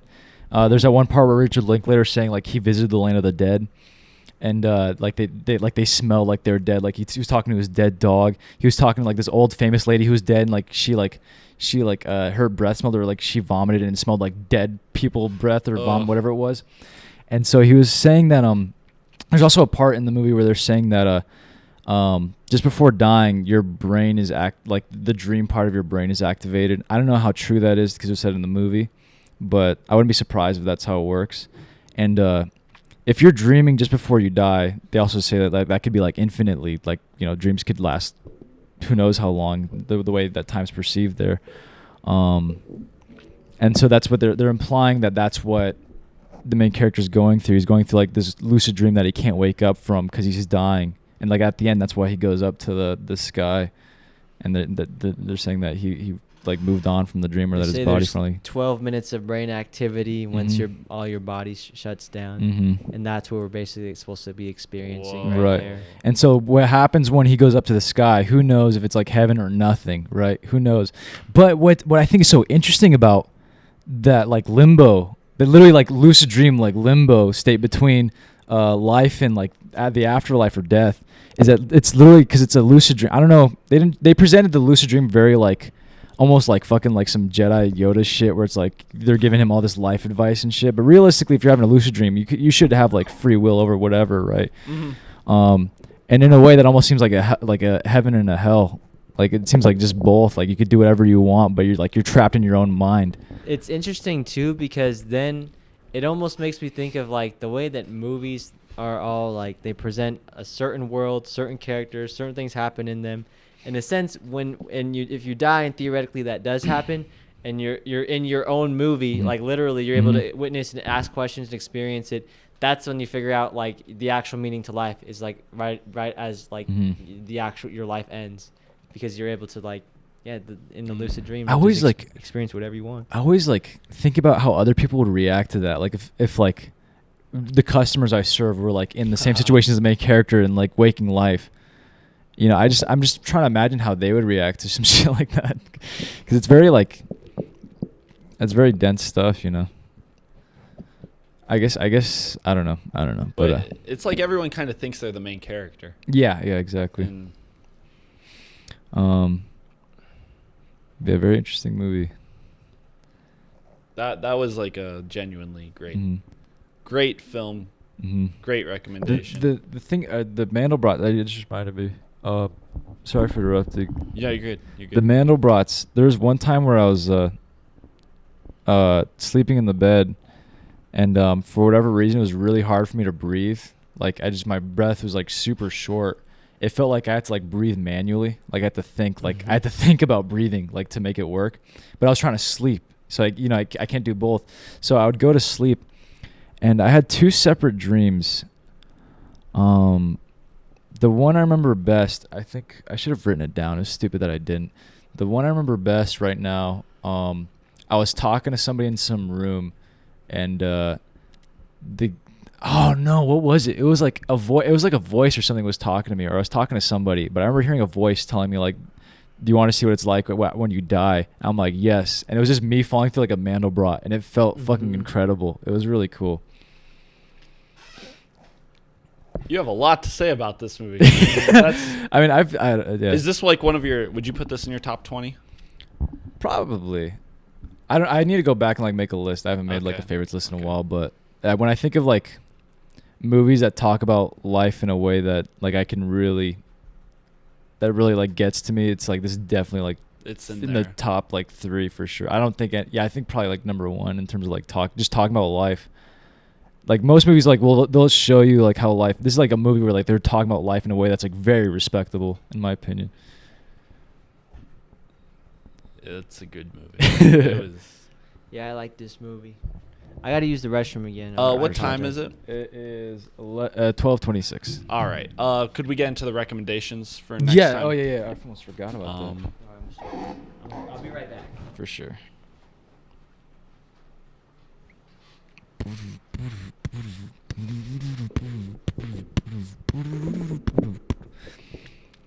So what I think I'm gonna do for the Screen Tongue 24 episode on YouTube is wait till we do the next episode and then release all of it as like this massive podcast That's episode. a good idea. Yeah. That's a good idea. All right, let's see. Where are the animated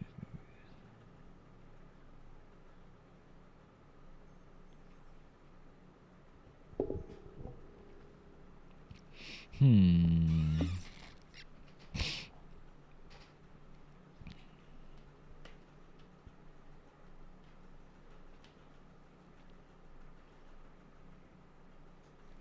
So the way I'm like kind of structuring this animated movies list is like doing like a fun movie then like a serious one. Okay. So I think I'll choose a fun one next time. Do you already know what you want to do? Yeah. I'll wait for it. it. Yeah. I think I.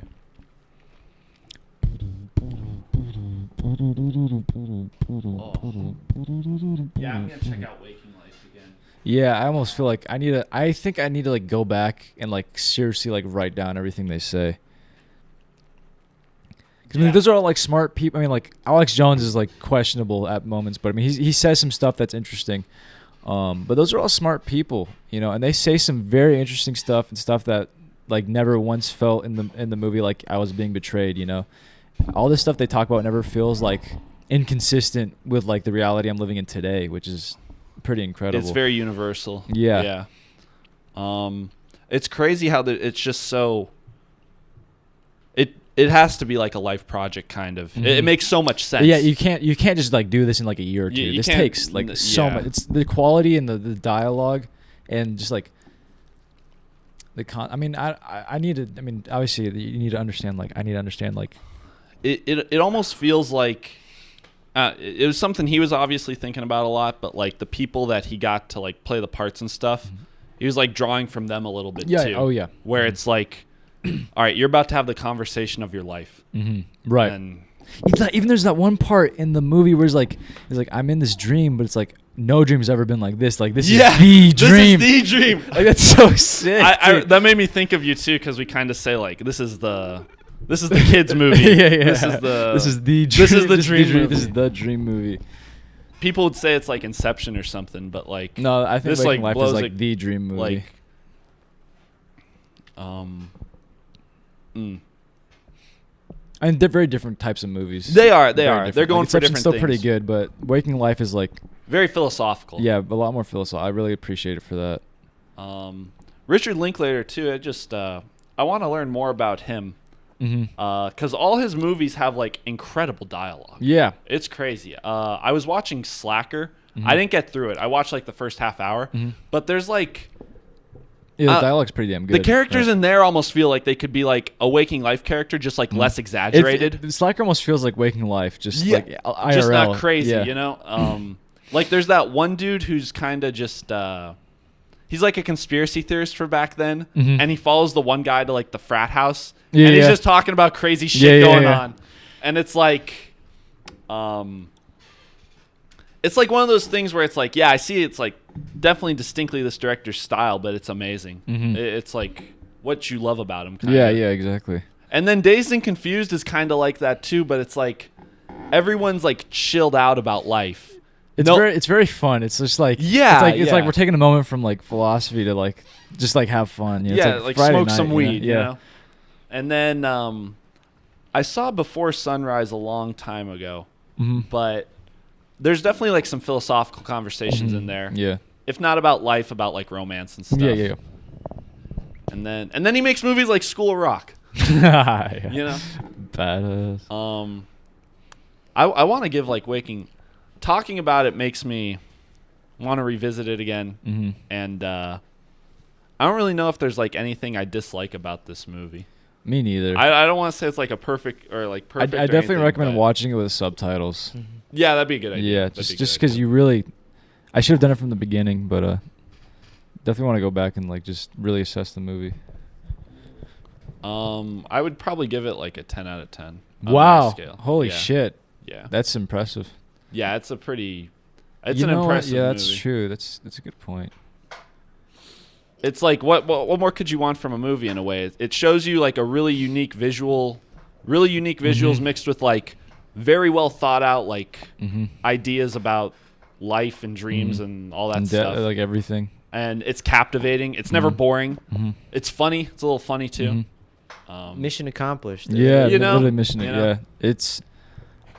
I feel like I can't give it 10 out of 10, but it's like, I'm just doing that on my scale. Yeah, But yeah, I'd probably give it like a 9.5. yeah, Yeah, that's like what I give everything that I really like. it does its job. Yeah, it does you it know? like supremely well. I'd probably give this like a 430 out of like 450. Yeah, Yeah. fuck yeah. Yeah. hmm All right, so recommendations. Elijah's got a new scale. You got a new scale? Or a new method of. Oh yeah. Well, I've kind of. Uh-oh. What is he doing? I'm What are you basically doing? gonna make a watch list and then just number everything and then do like a random number generator. But I kind of wait. Okay, wait. What? okay. like, wait. Okay. You started blowing right past me, like the second you opened your mouth. On Okay. That.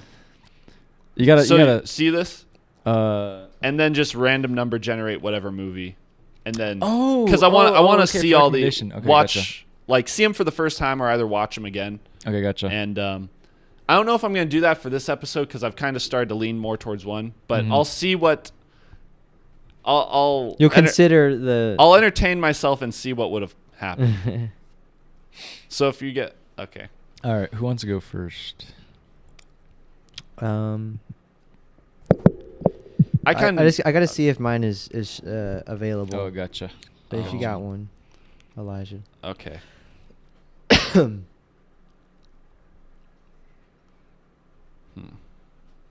All right, I don't know if I'm going to do this one right now. All right, I'll save it for another time. I am curious about what your thoughts are on it, but I don't want any type of. I want there to be surprise. So the one I was gonna do from the random number generator isn't the one I'm gonna pick. Okay. But the one I'm gonna pick, we were talking about him a lot earlier, and it kind of just makes me want to revisit this movie because I remember the first time I saw it, I didn't really get into it too much, but yeah, I think I need to see it again, and I think there's there's like a lot of stuff to discuss about it. So I'm gonna recommend Cache by Michael Haneke. Oh, fuck Oh, yeah. yes. So this is gonna be cool. Let me see. How do you spell that? I need to write this. So CACHE, All right, and sorry, then sorry, start again. CACHE. CACHE. And it means hidden. Mm-hmm. So Michael Haneke, Michael 2005, Haneke. I think. Michael Haneke. Michael Haneke. Michael Haneke. I've been seriously thinking about just like celebrating Hanukkah from now on. It's like Christmas, but like 8 days, kind of. Yeah, I feel like Christmas just hasn't been hitting as hard recently.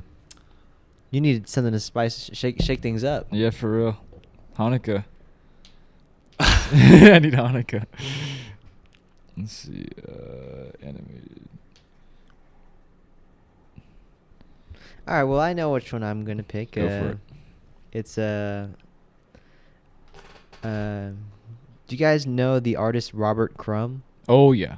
There's I a don't there's a think so. there's a movie about him. It's called Crumb. Oh, Crumb. It's- Fuck. It's, Alright. directed by Terry Zwigoff, the guy who did Ghost World and Bad Santa. It's his Oh, first. he made Oh. Ghost World as well. Yeah. Oh shit. I didn't know he did Bad Santa. Yeah. And That's funny. but his first movie is from 1994. It's called Crumb, and it's about the 1994. artist Robert Crumb. Fucking Jordan Peterson said, if you want to understand how you could rape somebody, watch Crumb. What the fuck? Crumb. All right. So for my pick, I am gonna choose heavy metal. Oh, Stick with the fuck. animated ones. Okay, Yeah. nice. Heavy metal. Heavy metal is pretty fun. You've said good things about it. Yeah, definitely watch it stoned if you're gonna watch a movie stoned. Oh, sweet. Definitely like. I read a bit of heavy metal after I watched it because I was obsessed with it for like a week. They said it was definitely like one of the first like biggest like stoner movies. Really? Like the 80s, Okay. yeah. Okay. Heavy Big Metal stoner movie. 2000.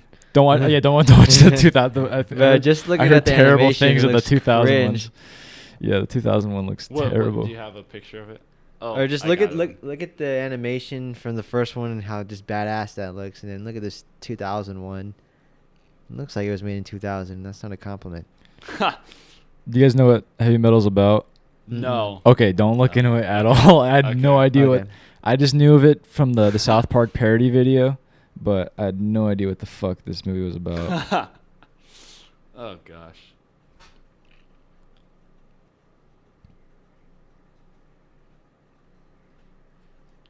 This reminds me of like the Disney movies. Yeah, From around like then. what's the one, the Matt Damon horse movie? Uh, Spirit, or is it? Spirit. Oh. So, Spirit, is that the one with the horse? Oh God. I did not know what this was. That's not pleasant. Wait, what'd you look at? Yeah, Spirit. Yeah, it was Spirit. Yeah. I remember this It's movie. got a 7.2. But like that's the when I think of like 2000, like just like Yeah, it looks just like that. looks Damn, I remember this movie. Barely. Holy shit. I saw Spirit maybe like 3 times when I was like in kindergarten. Which one? Spirit, the stallion Oh of the... wow. I don't even know. Of the Cimarron? The Cimarron, yeah. So, Cache, Crumb, and Heavy metal. Heavy Metal. pretty diverse again. Yeah. That is gonna be interesting. I'm really looking forward to That's what you gonna be guys say about heavy interesting. metal. Okay. I think there's a few copies at Zia, so I might pick up a copy from Mhm. there. Sweet. Fuck yeah. That was a fun episode. That was really a fun. really fun Fun. episode. I wish he could have stayed a little longer, but it's all Yeah, Shout out to yeah. Angel. Shout out Angel, to yeah. Angel. He's Thanks the for being homie. on, Angel. That was so cool. All right, any last words? Before This felt good. Yeah, it felt like a classic episode. It Yeah. did. It, going back to normal a little bit in a Mhm. good way. So come back in 2 weeks? Yeah, hopefully Yeah, 2 weeks, try to plan it out hopefully, for yeah. 2 weeks. Let me. I got my schedule back on my phone. The thing that we put our schedule on crashed for like a month. So, Nice. I just want to make sure I'm not working on that Sunday night, or if I am, to let you guys know. Yeah. ahead of time. It should be cool. Um, That should be cool. Oh wait, Anthony. So, Were you late because of a job thing? Oh, yeah. I just had to. It was for at Life's a Bagel. They needed help fixing the videos for the TV. Oh shit. Okay. So Okay. it was more just like a one time. They said they would pay me to do it, so I went there. Okay. and Cool. did it. Cool. But I was waiting because I exported it the wrong way. Because I guess on the LG TVs it can't read the Apple ProRes codec. It can only read H.264. Oh god. So that's like 3 hours down the drain, like Uh-huh. waiting. Then it's actually all right. Let me check, and then it didn't work. I'm like, oh, fucking God. What were you Um, doing then for like? I was you just had watching to wait? Waking Life. Oh, okay. Okay, Nice. That's cool. All right. Cool. All right. Yeah. That's a random thing to bring up. Have a good evening. Good morning. Stay safe. Stay healthy. We'll see you guys next time. Peace out. This is bad country.